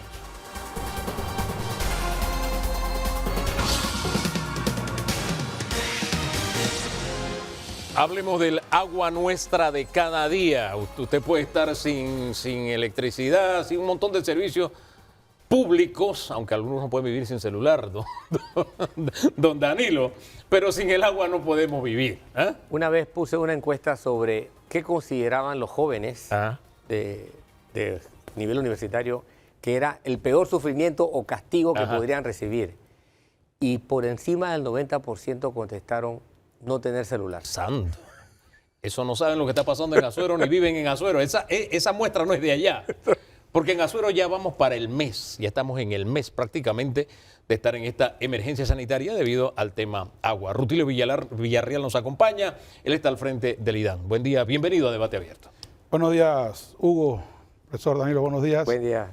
Bueno, estamos acá, ¿no? ¿Esto está comenzando o todavía nos falta mucho para salir de esta emergencia allá en Azuero? Mira, el tema del río La Villa es complicado, la verdad hay que decirlo de esa manera. Niveles de materia orgánica muy elevados en el río. Una comisión de instituciones que nos hemos aglutinado para ver ese tema, encabezada pues en la parte ambiental por el ministro Navarro, el Ministerio de Desarrollo Agropecuario y por supuesto el Ministerio de Salud como regente de la salud de este país. Nosotros como institución dimos la voz de alerta una vez que detectamos estos altos niveles de materia orgánica en el agua cruda, levantamos las banderas y dijimos, alto, hay que venir a ver qué está pasando con este tema en el río, en la cuenca del río, sobre estos altos niveles que nuestras plantas, que son plantas potabilizadoras, no plantas depuradoras, ¿verdad? No pueden tratar a los niveles que se necesitan para que el agua sea segura para el consumo humano, ¿no? Se alzan las banderas, se inicia la alarma, se comienza a hacer los temas propios de cada una de las autoridades en este sentido y pues, se detecta que una de las principales, no la única, sino que una de las principales fuentes de contaminación pues se encuentra en la cuenca media del río, la Villa, justamente en el área de Macaracas, donde está el río Estibaná, el principal afluente del río La Villa, ¿no? Eso en un resumen de la génesis del problema. Nosotros pues procedemos a hacer lo propio de lo que nuestro protocolo indica en cuanto a la limpieza de nuestras plantas, la desinfección de la misma, teniendo en cuenta pues que el IDAN como tal pues tiene injerencia desde la hora de toma hacia adelante. Sí. Justamente, y de allí pues es lo que te puedo decir en cuanto a la génesis del problema, ¿no? Esa es la génesis, pero quiero saber dónde estamos. Vamos a compararlo con, porque a usted le gusta el béisbol. Claro. Estamos en el primer episodio, vamos a mitad del partido, hoy estamos en los últimos episodios. Mira, yo creo que estamos entrando como al episodio número 5, la verdad, el Ministerio de Ambiente, y ahí se le podrá explicar mucho mejor el personal de ambiente. Esto ya ha iniciado los temas de remediación en estas granjas de porcinocultoras trasladando algunos cerdos a otras granjas, llegando a algunos acuerdos con los productores, algunas limpiezas que se han hecho. Nosotros seguimos monitoreando el tema del agua cruda. ¿Qué dicen esos últimos análisis del agua cruda? Mira, la cantidad de nemátodos o parásitos detectados en el agua cruda, tuvimos prácticamente una semana con niveles normales de los mismos, como todo río. O sea, todo río en el país normal de la naturaleza contiene estos parásitos, o sea, y todos nos bañamos en los ríos y no pasa nada. Cuando estos parásitos se suben de nivel en cuanto a la cantidad por mililitro de agua, definitivamente es donde comienza a haber los problemas, ¿no? Tuvimos una semana donde no llovió en el área, el tema se mantuvo normal. Luego detectamos algunas lluvias en el área de Macaracas, en donde nuevamente los niveles se suben, dando pues como el indicador de que todavía nuestras plantas no pueden empezar a producir agua potable. O sea, las causas del problema permanecen a pesar de que no se está botando basura allá en Macaracas en el vertedero, de que en las fincas de las porquerizas han tomado algunas medidas. ¿Sigue el problema al mismo nivel? No, a niveles más bajos, ¿no? Por supuesto, a niveles más bajos, pero todavía fuera del rango que la norma establece para purificación de agua cruda, porque hay normas para eso, y por lo tanto nuestras plantas no pueden comenzar a tratar esa agua desde el punto de vista microbiológico, porque desde el punto de vista físico sí lo están tratando y desde el punto de vista químico sí lo están tratando, pero desde el punto de vista microbiológico es donde tenemos los parámetros fuera de norma. Don Danilo. Señor director, yo tengo dos preguntitas que están entrelazadas. Esos parásitos que usted se refiere, ¿en qué proporción vienen de la zootecnia y en qué proporción vienen de origen humano? Sí, esa es muy buena pregunta y aquí tengo que ser honesto con ustedes. Nosotros podemos detectar los nemátodos. Conversamos nosotros con doctores especialistas en esto, que Senacid nos ha puesto a su disposición. Hay que ponerle, ellos me decían que hay que ponerle apellido a estos nemátodos, o sea, saber el origen de los mismos, si es de origen vegetal o es de origen animal o de origen humano, ¿verdad? Para poder entonces saber el grado de afectación que pueden tener.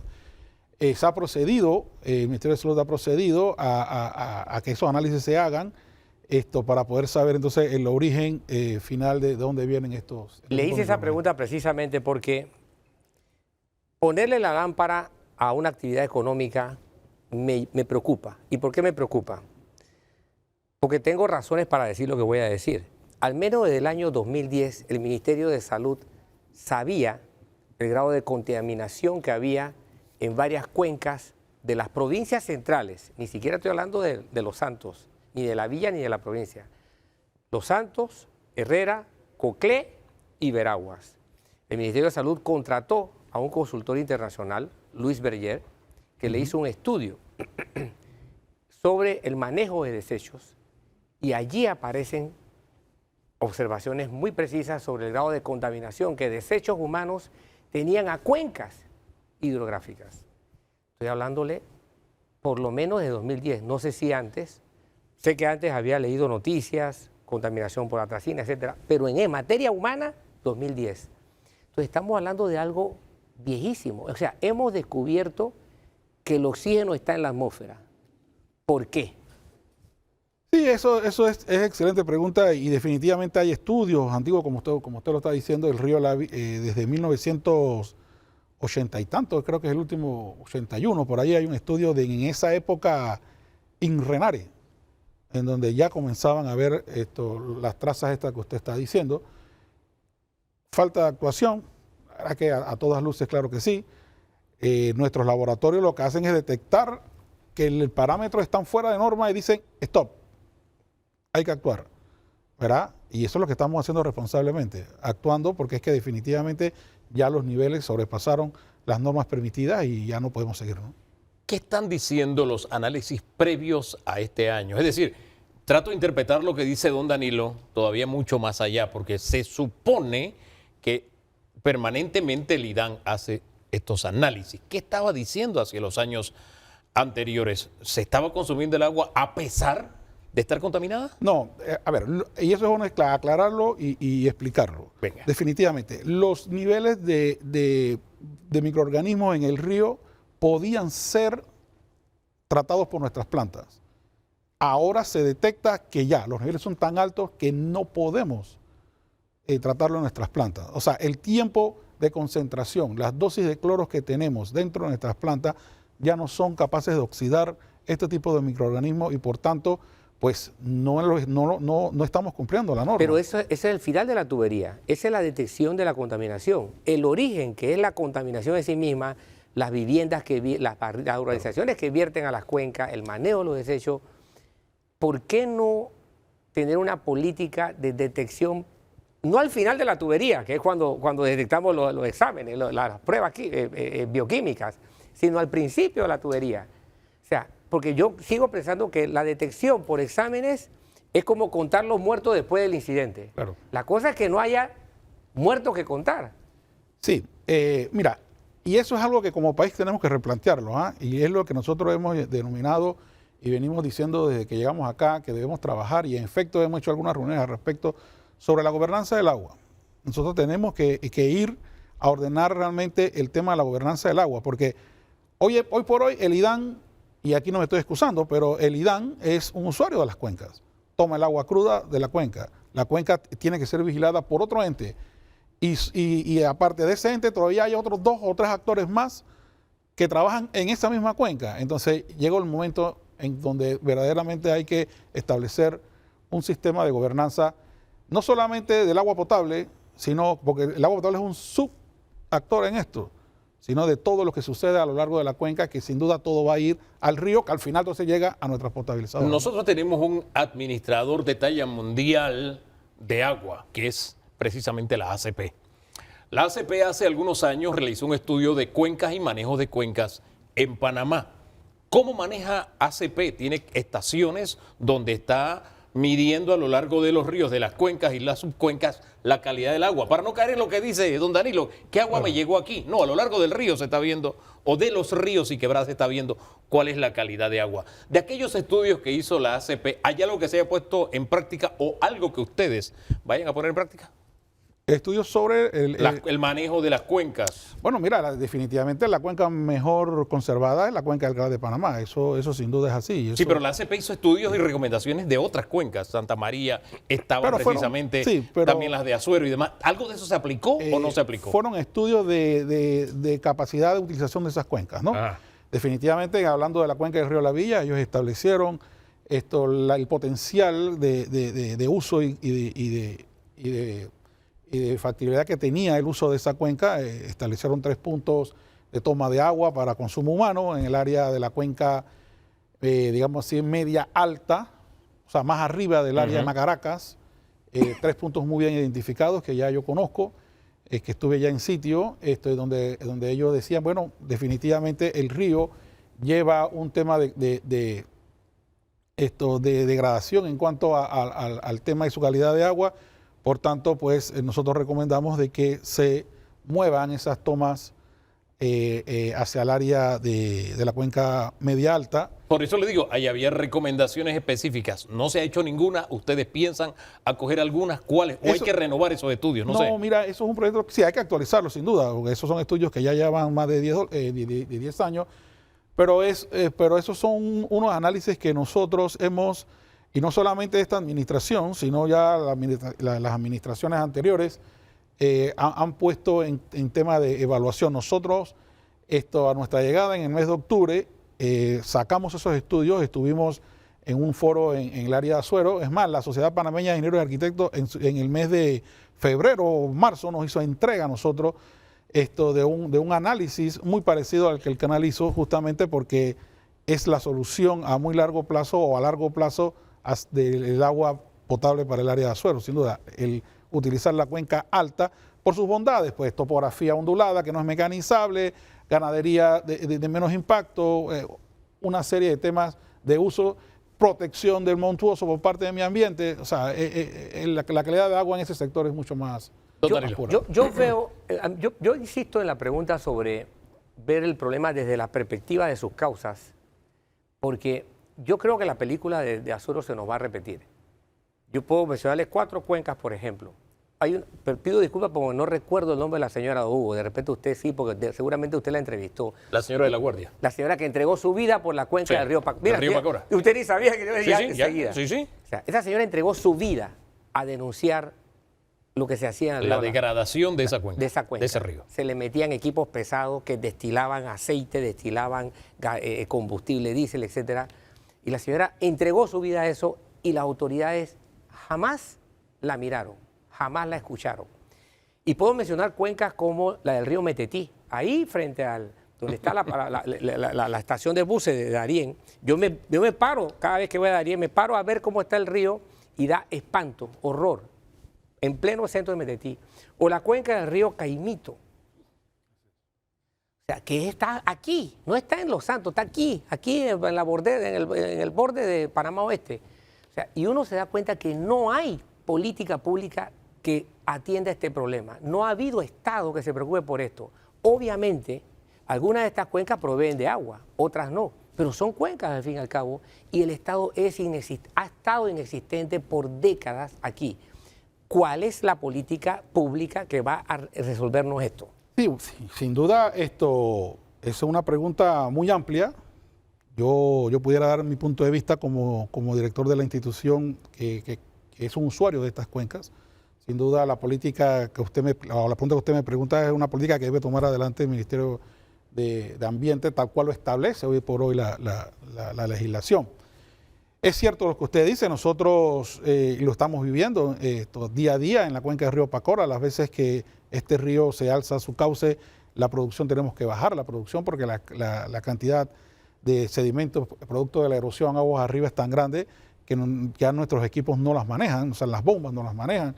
Lo propio tenemos en el río Caimito también, en la planta Trapichito. O sea, es verdad, o sea, nosotros estamos padeciendo en estos momentos aquella falta de no actuación en su debido momento de años y años atrás sobre estas cuencas, ¿no? Ahora, pero el IDAN como usuario, ya que usted se ubica como usuario entonces de las cuencas, ¿qué le está diciendo a quienes administran las cuencas? Usted me dice es mi ambiente. ¿Qué le está diciendo de la calidad de agua que tú estás permitiendo y de la calidad de la cuenca que se esté degradando y la condición que se encuentra? Esa es excelente pregunta y sin duda nosotros pasamos reportes tanto al Ministerio de Salud como a mi ambiente sobre la calidad de agua en las 56 plantas, agua cruda me refiero, y a Salud agua tratada, al igual que a la CEP agua tratada, en las 56 plantas que tenemos a nivel nacional, que cada una, para no decir que todas, porque Chilibre toma de un lago, el resto sí toma de fuentes de tipo río, pues. Mensualmente o trimestralmente se le pasan las pruebas que se hacen y el control que llevamos nosotros en cuanto al agua cruda, ¿no? Pongámosle un semáforo. ¿A qué cuencas le tenemos que poner la luz amarilla donde están las tomas de agua IDAN? ¿Dónde le ponemos la luz amarilla? ¿A cuáles hay que ponerle la luz roja? Y si hay algunas que todavía tienen luz verde. Sí, claro. Mira, el río Santa María sin duda es una de las principales cuencas que hay que ponerle el ojo. Es un río muy grande, muy largo, pero está muy poblada, la cuenca del río Santa María. Por supuesto, la cuenca del río Pacora, del sector acá del este, teniendo en cuenta de que solamente tenemos río Pacora, río Mamoní y luego tenemos que irnos a río Bayano. Está lejísimo, ¿ves? Pero o sea que hacia el área este casi no tenemos fuentes superficiales de agua para tomar. ¿Y cuál es la calidad del agua, ustedes como usuarios que le están recibiendo? ¿Cuál es la calidad de esas aguas? La gran mayoría de las digamos así, de los parámetros que se ven elevados es el tema de turbidez a través del producto de la erosión. Y la erosión es sinónimo de deforestación, sin duda. O sea, una cuenca que no está cuidada, sus bordes, sus árboles, que nos puedan ayudar al tema de la erosión, pues toda esa corriente de agua erosiva va a parar el río y por ende pues la turbidez del agua, esto se nos sube. Teniendo en cuenta que turbiedad o erosión es el alimento perfecto entonces para estos tipos de microorganismos, que es lo que pasa en el río La Villa. Ahora, hablemos un poquito también de los agroquímicos. Hablemos de la atracina y otros agroquímicos que están en altos niveles, no solamente en el río La Villa, no solamente en Estibaná, sino en otras cuencas como en Coclé, por ejemplo. Santa María, decía usted. Sí, definitivamente años y años de uso de estos agroquímicos. Aquí tenemos que entender también y buscar un balance en cuanto y tanto a de que el tema agropecuario es la principal actividad económica que existe en el interior y que definitivamente estas cuencas pues por años se han, digamos así, funcionado desde ese punto de vista, ¿no? ¿Algo va a cambiar de aquí en adelante es la pregunta? Porque Mira, sí, esa es la costumbre, la tradición, ya hemos tenido escándalos, hemos tenido de todo, pero ¿siguen los agroquímicos en el agua? Es que tienen que cambiar, Hugo.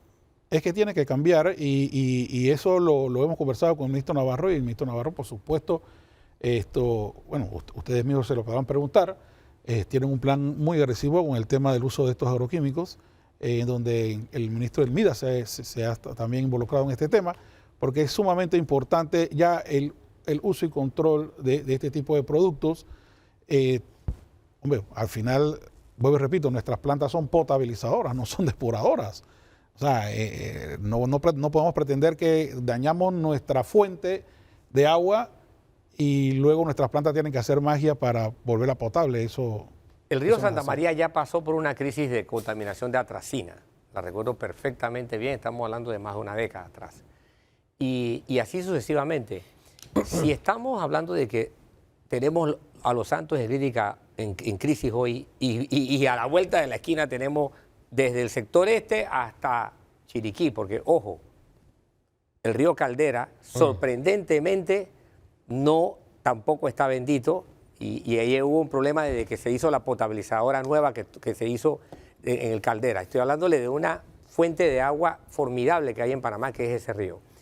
O sea, que de extremo a extremo. Lo que deduzco, lo que veo entre líneas de su planteamiento, señor director, es que ustedes sin un Ministerio de Ambiente eficaz son un carro sin ruedas.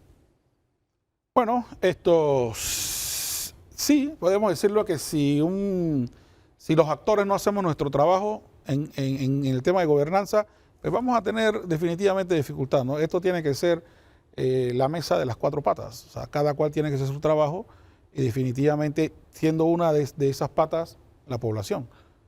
Porque si no tenemos conciencia de la población, pues no podemos estar siempre con un tema educativo o de multas y multas y multas. O sea, tenemos que también llamar a la conciencia de la población del tema del manejo de los desechos, de la basura.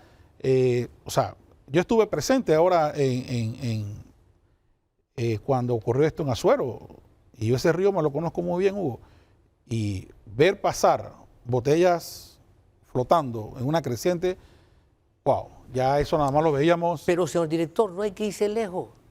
El corredor sur es nuestra principal ventana. Cada vez que la marea baja, el espectáculo de Panamá Viejo a mí me da depresión. Dantesco, sí. O sea, no hay lectura alguna de que haya un manejo de desechos mínimamente aceptable, porque ese es el gran vertedero de la ciudad de Panamá. Hombre, eso llega hasta Tabuga y mucho más allá. A propósito, la área turística, imagínense. ¿Qué vamos a hacer con eso entonces? El tema es que todos conocemos el problema. Claro. ¿Qué se va a hacer para que cambie? A nivel institucional, usted dice, sí, que la población tiene una responsabilidad, pero lo que pasa es que el ciudadano tiene solamente que cumplir la ley. La autoridad tiene que cumplirla y hacerla cumplir. Una doble tarea. Sí, nosotros, vuelvo e insisto con esto, ¿no? Nosotros lo que tenemos que abocarnos ya como gobierno y definitivamente como parte del tema agua al tema de gobernanza del agua. Esto hay que ordenarlo ya de una vez por todas. No pueden haber muchos actores, porque poner de acuerdo a muchos actores quizás es lo que nos tiene en lo que tú acabas de plantear. O sea, tenemos que caminar hacia allá, hacia el tema de la gobernanza del agua. ¿Quiénes tienen que quedar como actores entonces nada más en el manejo del agua? Bueno, es que eso es lo que tenemos que discutir como sociedad, ¿verdad? Y como gobierno. Sin duda, mañana o esta noche se inauguró, el jueves se inauguró el CONEC, inauguró un foro muy interesante al respecto, y justamente en miras de buscar cuál puede ser la solución en este tema de gobernanza, porque es que resulta de que ya es momento de comenzar a ordenar este tema, ¿no? Ahora bien, si estamos en el 5º episodio en Azuero y llevamos más o menos un mes en esta crisis, ¿quiere decir que tal vez en un mes y medio, podrían volver a tomar agua de la pluma o no? Mira, es importante explicarle a la población qué es los puntos que nosotros, como ya, digamos así, el último en la cadena, vamos a hacer. Definitivamente hay una nueva realidad de lo que es el agua cruda en el río La Villa, ¿ves? nosotros tenemos que llegar y adecuar, hacer unas adecuaciones a nuestras plantas para poder tratar el agua cruda que existe hoy por hoy, ¿verdad? Esto pasa por algunas reformas a las plantas, son reformas que vamos a iniciar esto con el tema del estado de emergencia que se declaró. Esto, al igual que tenemos que empezar, y eso lo van a ver en los próximos días, a la instalación de una serie de válvulas ahora en la ciudad, tanto de Chitré como La Villa, Guararey y Las Tablas, porque ahora tenemos que desinfectar todas las tuberías que hoy por hoy estamos mandando agua que tienen niveles fuera de norma en cuanto a la parte microbiológica. Entonces tenemos que garantizar que esas tuberías no estén infectadas. O sea, el final de esto de esta pesadilla está lejos entonces. Lo que viene por delante es trabajo, Hugo, bastante trabajo. Esto definitivamente, cuando nosotros tengamos ya los niveles óptimos en el río, después de los trabajos que está haciendo mi ambiente con el MINSA y el MIDA en la cuenca media del río, y nosotros podamos iniciar a potabilizar agua de manera segura, empezaremos con el tema de la limpieza, la desinfección de todas las líneas, y ahí pues anunciaremos que ya el agua es apta para el consumo humano, ¿no? Pero faltan muchos capítulos entonces para eso. Por eso le decía, estamos como en la mitad del partido, ¿no? Don Danilo. Bueno, yo quiero aprovechar esto para citar a dos profetas del agua y del ambiente en Panamá. Uno se llama Stanley G. Cadón Moreno, que en la década de los 80 describió perfectamente este problema que pudimos haber advertido si lo hubiéramos leído y escuchado como Dios manda. Y el otro, Julio Roby, que en la década de los 90 se le ocurrió al arquitecto Roby decir que había que implantar en Panamá, y lo trató de hacer, un sistema de manejo de desechos partiendo de la clasificación. Y fue echado de la Dirección de Recolección de Desechos de Panamá por esa ocurrencia. Ese es el costo que tenemos en el subdesarrollo de no tomar las decisiones a tiempo. Oiga, en Panamá y Colón, ciudades terminales, ¿cómo andamos? No solo con la calidad del agua que estamos tomando, sino con la que están recibiendo en el IDAN. Mira, Panamá Oeste y Colón recibimos, o nosotros tomamos el agua del lago Gatún y el agua Alajuela respectivamente, ¿no? Definitivamente el agua del lago pues se puede controlar mejor el tema de su calidad, producto de que es un agua pues que tiene una presedimentación propia, natural, por ser un tema del lago. Un agua pues, que ustedes raras veces la ven con tuberías altas. Los parámetros de turbidez, de temas microbiológicos se mantienen. Lo normal en la época seca, las algas, lo normal en la época de lluvia como la que tenemos ahora, algunas bacterias que suelen proliferarse en este momento, o sea que se agigantan.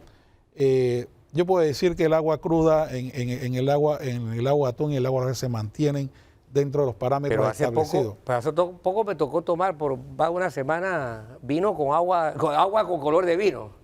Agua con color de vino, a veces llega con agua con color de chocolate, pero más allá del color, me dice usted que podemos estar tranquilos. Sí, el tema quizás de cuando el agua sale con algún tipo de color por sus grifos, puede obedecer a varios parámetros, ¿no? Definitivamente algún tipo de reparación que se haya hecho en los lugares próximos, que haya entrado sedimento allí. Es un tema de purgar las líneas y ya pues todo vuelve a la normalidad, pero créame, y el mensaje a la ciudadanía, el agua que sale de la planta de Chilibre cumple con todas las normas que establece la ley para estos casos, ¿no? Dejemos las cosas hasta ahí por ahora. Gracias por acompañarnos esta mañana. El mensaje a la gente de Azuero que tanto le gusta el béisbol. Quedan varios episodios, varios innings para que termine este juego que nos deja en la memoria un sello de verdad de pesadilla. Exacto. Y que la gente pague, porque no habrá agua potable si no se le paga el agua que cuesta tener. Y más allá de eso, reforestar, cuidar las cuencas, y esa es una tarea de todos. Sí, me quedo con ese último mensaje.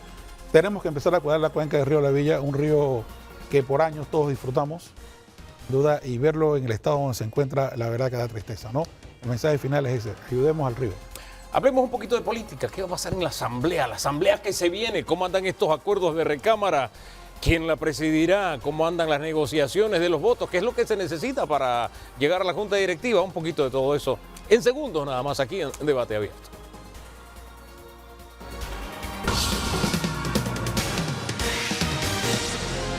no, así no. No. Vamos. Miren cómo está el ambiente. Miren cómo está el ambiente para lo que va a pasar pasado mañana. Estamos al aire. Así está el ambiente para lo que debe pasar pasado mañana. En la asamblea hay cambio de junta directiva y claro está, estamos en las horas donde hay acercamiento, hay entendimiento, porque hay un libro colombiano que se titula Sin alianza no hay paraíso. Así se titula, ¿no? Ese libro lo compró usted nada más. Que yo sepa. El que usted leyó es otro. El que yo leí fue El que usted leyó es otro. Estoy haciendo una analogía nada más. Hablemos de política. Cerremos hoy con Javier Sucre, PRD. También nos acompaña Jorge Isaac Bloise de Vamos y de RM Luis Eduardo Camacho. Bienvenidos los tres. Gracias por acompañarnos. Gracias por la invitación. Dice que en la puerta del horno se quema el pan, pero yo no sé si hay un pan que se vaya a quemar o están todavía ustedes amasando. ¿Cómo andamos? A ver. Bueno, mira, la Asamblea es el lugar donde los acuerdos políticos existen por excelencia. Particularmente ahora que hay una conformación de la Asamblea mucho más heterogénea, que no es la única que ha habido. Porque, por ejemplo, tú recuerdas el primer periodo cuando Mireya Moscoso, la Asamblea se ganó por un voto. ¿Y cómo se cuidó ese voto? Sí. O sea, casi secuestrado estaba ese voto. Quiero decir, una velada electoral. Sí, entonces, inolvidable. Pero mira, para mí, más allá de los acuerdos políticos, uno tiene que entender entonces para qué son los acuerdos políticos. Es que para mí eso es lo importante. Si es nada más para ganar una junta directiva o si es para acordar un rumbo político y de accionar de la Asamblea. Porque yo sigo aspirando a que la Asamblea, y ha sido mi discurso, lo confirmarán los colegas el día 1, juegue el rol institucional que le corresponde. Sin embargo, a pesar de todo eso que nos dice, las figuras cuentan. Yo le preguntaba, el miércoles yo lo entrevisté a usted y le dije, ¿van con Shirley? Dice, no, pero fue un no tajante. Eso no se negocia. ¿Ah? No van con Shirley. Bueno, nosotros lo que hemos hablado como bancada es poder tener todas las conversaciones con los compañeros porque al final es poder definir la hoja de ruta. Incluida Shirley. Yo creo que sí, es una bancada que ya tiene su candidata, creo que es la única que ha oficializado un candidato, a diferencia de las otras bancadas. Nosotros tampoco hemos tenido ya, no tenemos un candidato todavía en firme que la bancada desea postular, pero claro que vamos a tener conversaciones con, con todas las bancadas porque al final es la hoja de ruta que deseamos plantear. Hoy no me fue tan tajante como el miércoles. Creo que fue Roberto. Nuestro jefe de bancada. Fue Roberto, me confundí, tiene toda la razón. Bueno, realmente, repito, nosotros hemos tenido conversaciones preliminares como bancada de lo que queremos construir, queremos armar una hoja de ruta, poder llevarle que se pueda llevar a la directiva con los proyectos de ley que quedaron pendientes. Nosotros tenemos muchos proyectos que quedaron en proyectamiento, que quedaron en primer debate. Yo hoy te digo que nosotros tenemos que tener las conversaciones como colegas, con todas las bancadas, pienso que es lo correcto, y de ahí poder partir y plantea lo que nosotros queremos al final, que es poder que nuestros proyectos de ley pasen y sean una realidad y tener presencia en las comisiones. Ahora, siendo la bancada más grande, ustedes aspirarían a la presidencia, supongo, ¿no? ¿Eso no es negociable o sí? Nosotros preliminarmente queremos aspirar obviamente a la Junta Directiva, a la presidencia de la Asamblea, es lo que hemos conversado hasta el momento, pero también hay un trabajo importante en las comisiones, don Hugo, y yo creo que en las presidencias de las comisiones también hay una oportunidad de poder lograr ese impacto que requiere justamente la ciudadanía ver. Hoy día muchos se sienten desconectados de la Asamblea porque la Asamblea parece estar hablando de leyes, que no quiero descalificar ninguna, pero de leyes que van en contrasentido de lo que la población en este momento quiere, que es la reactivación económica, generación de empleo, educación, salud, seguridad. Yo quiero que hablemos de eso. Hay que lograr que se alinee y se compagine lo que la ciudadanía está esperando de la Asamblea y que la Asamblea efectivamente con una buena hoja de ruta lo haga. Quiero que hablemos de contenido porque, wow, si miramos contenido del primer año, no necesariamente están en cuadro de honor en esta Asamblea. Pero antes salgamos de estas conversaciones. Partido Bisagra, ahí se ubica el PRD en este momento. Castañeda, hay otro camino. Otro camino suena moca. No sé, ¿cómo están ustedes en este momento? ¿Candidato propio? ¿Existe la posibilidad? Castañeda, Castañeda 2, por eso corregí, Castañeda 2. Bueno, realmente nosotros como bancada tuvimos reunión el día miércoles donde ya comenzamos a hablar y ver, poner los temas y las observaciones. Definitivamente sí les puedo mencionar que, por ejemplo, en la reunión que tuvimos de bancada sí se marcó algo. Nosotros aspiramos es que la Asamblea Nacional tenga una independencia y que tenga su forma y su garantía independiente de hacer el trabajo y garantizando el funcionamiento de gobierno. ¿Me copiaron? Total. O sea, la Asamblea haciendo su trabajo, pero independencia, ¿por qué? Porque el gobierno no puede seguir siendo la cabeza o el jefe de la Asamblea Nacional. Cada institución tiene que tener su trabajo y su responsabilidad. Por eso nosotros, como partido oposición, nos marcamos en buscar la manera de que la persona que dirija este año la Asamblea Nacional haga un trabajo y que tenga las ganas, pero la fuerza y la capacidad y la decisión de establecer que la Asamblea Nacional tiene su responsabilidad, aparte la de gobierno. Ahora, ustedes apoyaron a la candidata de gobierno en el primer año. Claro. O sea, este segundo año se van a oposición entonces. Con mucho gusto. Es que nosotros no hemos dicho que porque apoyamos una candidatura de gobierno es porque somos gobierno. Nosotros estamos bien claros y dejamos bien claro que nosotros somos oposición.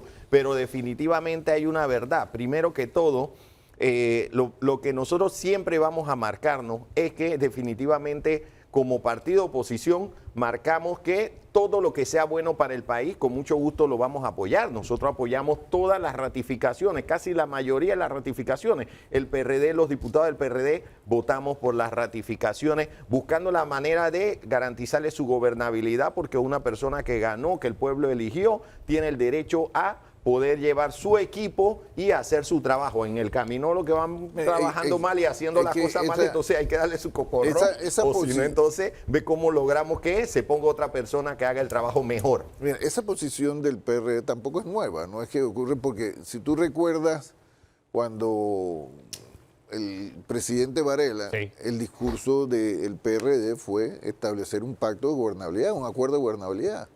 Y yo no tengo ningún problema con eso, porque al final de cuentas, mira, todos los que estamos en la Asamblea, aunque se diga en oposición, la gente nos ve como gobierno. Ahora, eso de gobernabilidad de aquel entonces tuvo sus... en el pentagrama tuvo sus bemoles, y hay que decirlo. Hubo nombramientos en la caja, pero por cientos. O sea, dependió de... Lo que te quiero decir, por eso insisto. Ahí no había contenido. Mira, en la Asamblea... Hoy, mañana, antes, en el futuro, siempre debe haber acuerdos. Porque la Asamblea es el foro político para la discusión de los temas nacionales. Sí. Pero el tema es si los acuerdos son a beneficio personal de los diputados o a beneficio del país. Ese es el tema. Eso es lo que podría marcar la diferencia. Lo que nosotros queremos que ahí esté la diferencia. Es que aquí, y lo ha dicho Bloise, lo ha dicho el diputado Sucre, aquí, y lo reitero yo, el tema no es si hay acuerdos, el problema es para qué son los acuerdos. Ahí está el detalle. Es porque, por ejemplo, y yo lo he reiterado y te quiero adelantar algo. Dentro de los primeros temas después del 1 de julio, yo voy a plantear la discusión de una resolución donde la Asamblea convoque o propicie un diálogo en razón de los temas económicos y el tema de empleo. Crecimiento económico y empleo. Porque no es que nosotros crecemos como país económicamente, pero la realidad es que no crecemos al ritmo que el desempleo en nuestro país requiere, porque para la única manera de generar empleo es con crecimiento económico. Hay gente que dice, ¿crecimiento para qué? ¿Con qué eso que se come? Si no hay crecimiento económico, ¿qué va? Hay pobreza. Entonces tú no puedes distribuir riqueza si no se genera. Tú, si no generas la riqueza, vas a distribuir pobreza. Hombre. Por eso que, ahora, concentrémonos en este tema, que es los dos principales problemas que tienen los panameños de cualquier nivel hoy en día. Son el tema económico, de la falta de billetes en la calle. Chen, como decía su candidato. La falta, que no existe. Y el creciente desempleo, porque aquí hay que diga empleo informal, no, eso es desempleo. Y yo le agrego el tercero, que es educación para mí. Siempre. Hay un gran problema, hay una crisis educativa en el país y no hemos podido afrontar ese desafío. Y más después de lo que hemos... Oye, más de 500... un paréntesis ahí, ¿no? Y creo que aquí la Asamblea tiene una deuda y no le he dado la palabra a usted que se la di hace rato, pero es que aquí me voy detrás del gusto. Nosotros dijimos aquí que usted es el único que en redes sociales ha enfrentado a algunos influencers más que defendiendo la ley, explicando la ley 462. Pero fueron 48 votos, 48 diputados que no han salido a responder a tanto influencer, muchos de ellos a veces me parece que con buena intención diciendo cosas equivocadas. Usted no sienten, bueno, usted no, usted votó en contra de la ley. Nosotros votamos en contra de la ley 462. Pero ustedes dos, acá, señor Camacho, esa deuda de explicarle a la gente tantas cosas que se han dicho de la 462 y que nos tiene en una paralización el sector educativo. Yo siento que ahí la Asamblea tiene una deuda y el Ejecutivo principalmente tiene una deuda. Yo me reúno con muchos docentes y yo les digo, tengo toda la disposición de mejorar, de modificar lo que haya que modificar de la ley. El tema está en que cuando les pido los insumos y esos aportes, en las reuniones que hemos tenido, muchos son producto de la desinformación que ha habido. Entonces yo no puedo modificar algo que es falso, que no está en la ley. Entonces, que el fondo de ahorro se acaba cuando te jubilas, que los beneficiarios, que hay tanta desinformación. El de la viudez. Modestia aparte, yo creo que fui el primer diputado en salir a defender las bondades, y más que a defender las bondades, a combatir la desinformación. Lo que pasa es que es un asunto de estilo. Yo no creo en las redes sociales como en ese tipo de debate. Para mí las redes sociales es para la lumpenería. Pero son una realidad, otro medio de comunicación. Pero la única forma de hacer verdaderamente docencia respecto a un tema es a través de los medios formales. Cada maestro con su librito. Y los medios tradicionales del gobierno ahora, lo ha hecho bastante bien. El diputado Bloise, en el mundo digital no necesariamente. Él viene de una generación diferente y él entiende, un par de décadas de diferencia. Se siente como ahí, pero mira, yo con ahí, si hay uno de los diputados con los cuales yo más hablo en la Asamblea, con el diputado No, Miguel, el saludo que se dieron aquí, hermano mío. Usted vio ese saludo, ¿no? Me sorprendió, ¿no? Me sorprendió. Es que nosotros tenemos raíces familiares, o sea, no somos familia, pero la familia del diputado Bloise es muy amiga de mi familia de muchos años. No, pero es que yo celebro que aunque... hermano y de mi papá. Pero no me interprete mal. Yo creo que este país necesita que aunque ideológica, políticamente e incluso religiosamente estemos en aceras diferentes, nos podamos dar donde nos encontremos estos abrazos y estos saludos, porque sobre todas las cosas somos panameños. Y nosotros marcamos nuestro voto en contra de la ley 462. Pero nosotros hemos estado insistiendo en el tema del diálogo. Pero el diálogo no quiere decir que el atravesamiento del señor presidente, que no va a cambiar la ley, que no sé qué, no, a eso nosotros no nos referimos. Esa es su forma de ser y sus equivocaciones que está haciendo. Pero sin embargo, si escucharan un poco más, pudiesen entrar en la comunicación, que es lo que ustedes se están refiriendo. Entonces, yo no lo veo mal, yo lo veo positivo. Hay algunas cosas que nosotros no estamos de acuerdo y no tuvimos de acuerdo y por eso votamos en contra. Pero sin embargo, nosotros lo que necesitamos es que en este país haya más comunicación, porque te voy a decir algo. El problema es que si ustedes salen a hacer un trabajo y ustedes lo están haciendo muy bien, pero cada vez que sale el señor presidente un jueves o el viernes haciendo sus comunicados y el país queda más molesto, entonces yo no sé cómo están organizando o estableciendo esa metodología de trabajo en equipo, porque la verdad que yo siento de que uno va por un lado, el otro dice la otra, y entonces al final yo siento que ni siquiera como gobierno o en defensa ustedes de la 462 tienen una sintonía, No, el presidente no hay es otra verdad. En este tema no es terco. Ya corrigió. Usted había dicho otra cosa. No, es que yo he dicho porque estamos hablando de ese tema. Lo que pasa es que, mira, el presidente el presidente ha dicho lo mismo que yo he dicho, que uno no puede hablar en base a mentiras. Ese es el tema. Si tú me dices, pues yo voy a dialogar, pero el diálogo tiene que girar alrededor de algo que tú mismo sabes que es falso, tú no me estás invitando a un diálogo serio. Sí, pero permitan el diálogo, permitan la conversación. Mira todo lo que se ha dado, el tema de Bocas del Toro. O sea, por favor, hay una situación. La verdad es que tengo que mencionar algo que a mí me ha dejado frustrado. Yo no puedo creer que traen a Francisco Smith a una conversación, a un tema que tuvimos varios de nosotros en la Asamblea Nacional, y después que el hombre sale de la Asamblea, entonces lo vas a agarrar preso. ¿Persecución institucional hubo ahí? Eso es lo que... Mira, es que el pueblo panameño está sintiendo una persecución por parte del gobierno, porque casualidad que están agarrando a los sindicalistas y a un poco de gente que son de los que se oponen. Tú me estás diciendo eso, tú estás asegurando que el presidente controla el Ministerio Público, y eso no es así. Bueno, el pueblo panameño está aquí no sintiendo existe eso. la Procuraduría el pueblo paralela que panameño en lo otros está tiempos sintiendo. existió. Aquí lo que pasa es que había un proceso contra el señor Smith y ahora, si me dices a mí, porque aunque tú no seas político, el Ministerio Público también tiene que tener sentido común, porque lo que tú dices es correcto. Si Smith viene acá a la Asamblea a aprobación de un proyecto de ley que incluso se consensuó con el gobierno, tú, una vez que se aprueba eso, tú lo vas a agarrar y inmediatamente se da la impresión de lo que tú estás diciendo, pero no es así exactamente. Sí, lo que pasa es que eso está bien. la nota que eso está bien. todo, La verdad es que todo el mundo está claro de que la verdad es que vemos que no, que fue algo organizado, porque definitivamente, miren, si hubiera sido organizado, ¿para qué vamos el grupo del sindicato de la bananera estaba en el Hotel Panamá y estábamos atendiéndolo en la Asamblea Nacional y al Hotel Panamá va el Ministerio de Trabajo a notificarlo. ¿Y eso está mal?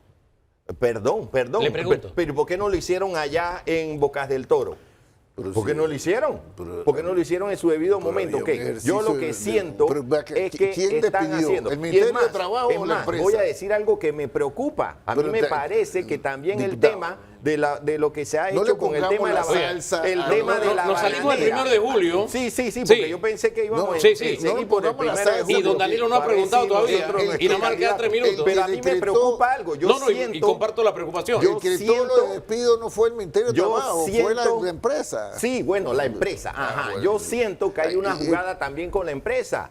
Porque si la empresa tiene que pagar un poco de millones de dólares, ¿cómo tú me vas a decir que al sindicato y al grupo le aceptan que hay que modificar la ley, que hay que corregirla, que tienen la razón? Se la hacemos, pero sin embargo le vas a declarar la huelga ilegal y la empresa se acoge a la declaración ilegal de la huelga, pero sin embargo al final se ahorra un montón de millones de dólares la empresa. A mí me parece que hubo alguna jugada y eso me preocupa, porque nosotros no podemos estar haciendo para que medie, para que tercie de empleo. Nosotros sabemos 7.000 empleos. Va la política del argumento. 7.000 empleos se pierden en Bocas del Toro. Las huelgas se hacen en razón de la disputa entre la empresa y el sindicato. Aquí no había tal disputa. ¿Y por qué le aceptamos? ¿Por qué le aceptó el gobierno que sí había que acomodarle la ley? Entonces tú me dices, en razón de esa realidad y que se quedó 60 días esperando, comenzó a despedir la gente. No es que a mí me guste eso, pero ¿quién provocó eso? Nosotros.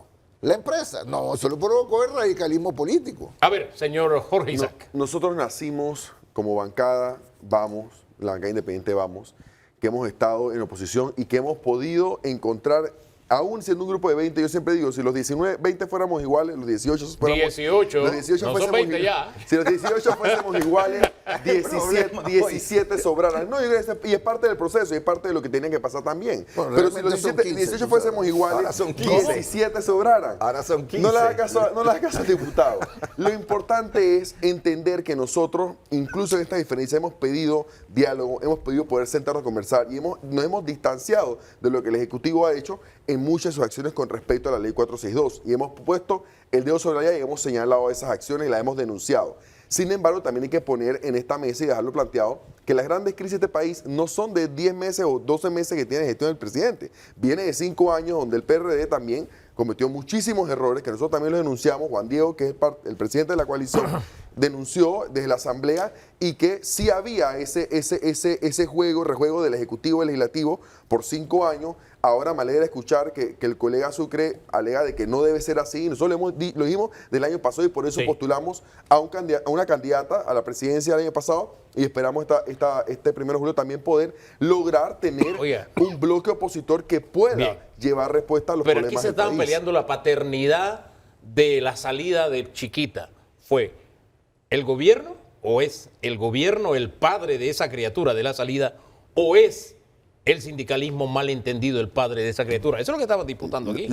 Yo quiero pensar que ningún gobierno, ni este ni ninguno, apoyaría unos despidos en el país. Y yo creo al final los 7.000 empleos que se han perdido es una grave crisis para la provincia de Bocas del Toro. Eso es lo que nos preocupa. La huelga fue declarada ilegal porque no era producto de una disputa una diferencia entre el sindicato y la empresa. Ahora, se nos Usted quedó, sabe perfectamente se nos quedó en el tintero un montón de cosas y el tiempo se nos acabó.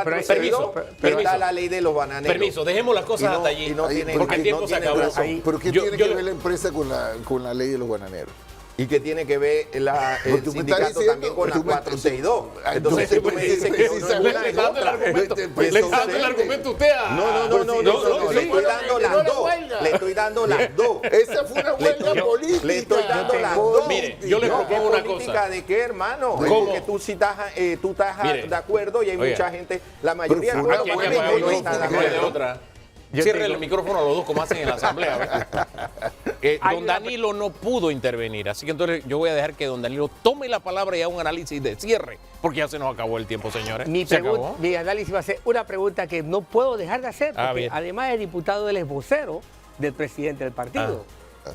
Pasó la decisión de que haya ya una precandidata establecida por RM, ¿pasó por el aval del presidente del partido? Se dejó en libertad a la bancada para que tomara una decisión y la bancada tomó su decisión. ¿Ya? Esa era la pregunta. Yo hubiera preferido el análisis, si ustedes todos sabemos la respuesta ahí. Pero es que... Gracias por acompañarnos, señores. A ustedes por la sintonía. El próximo domingo, 1 Dios, nos encontramos otra vez. De aquí entonces seguimos haciendo el esfuerzo y nos regalamos el mejor fin de semana de nuestras vidas, pendientes de la transmisión especial el 1 de julio, tanto ECO como Telemetro. Y le digo ECO porque a las 3 de la tarde usted ve completo el programa en pantalla ECO. Bendiciones.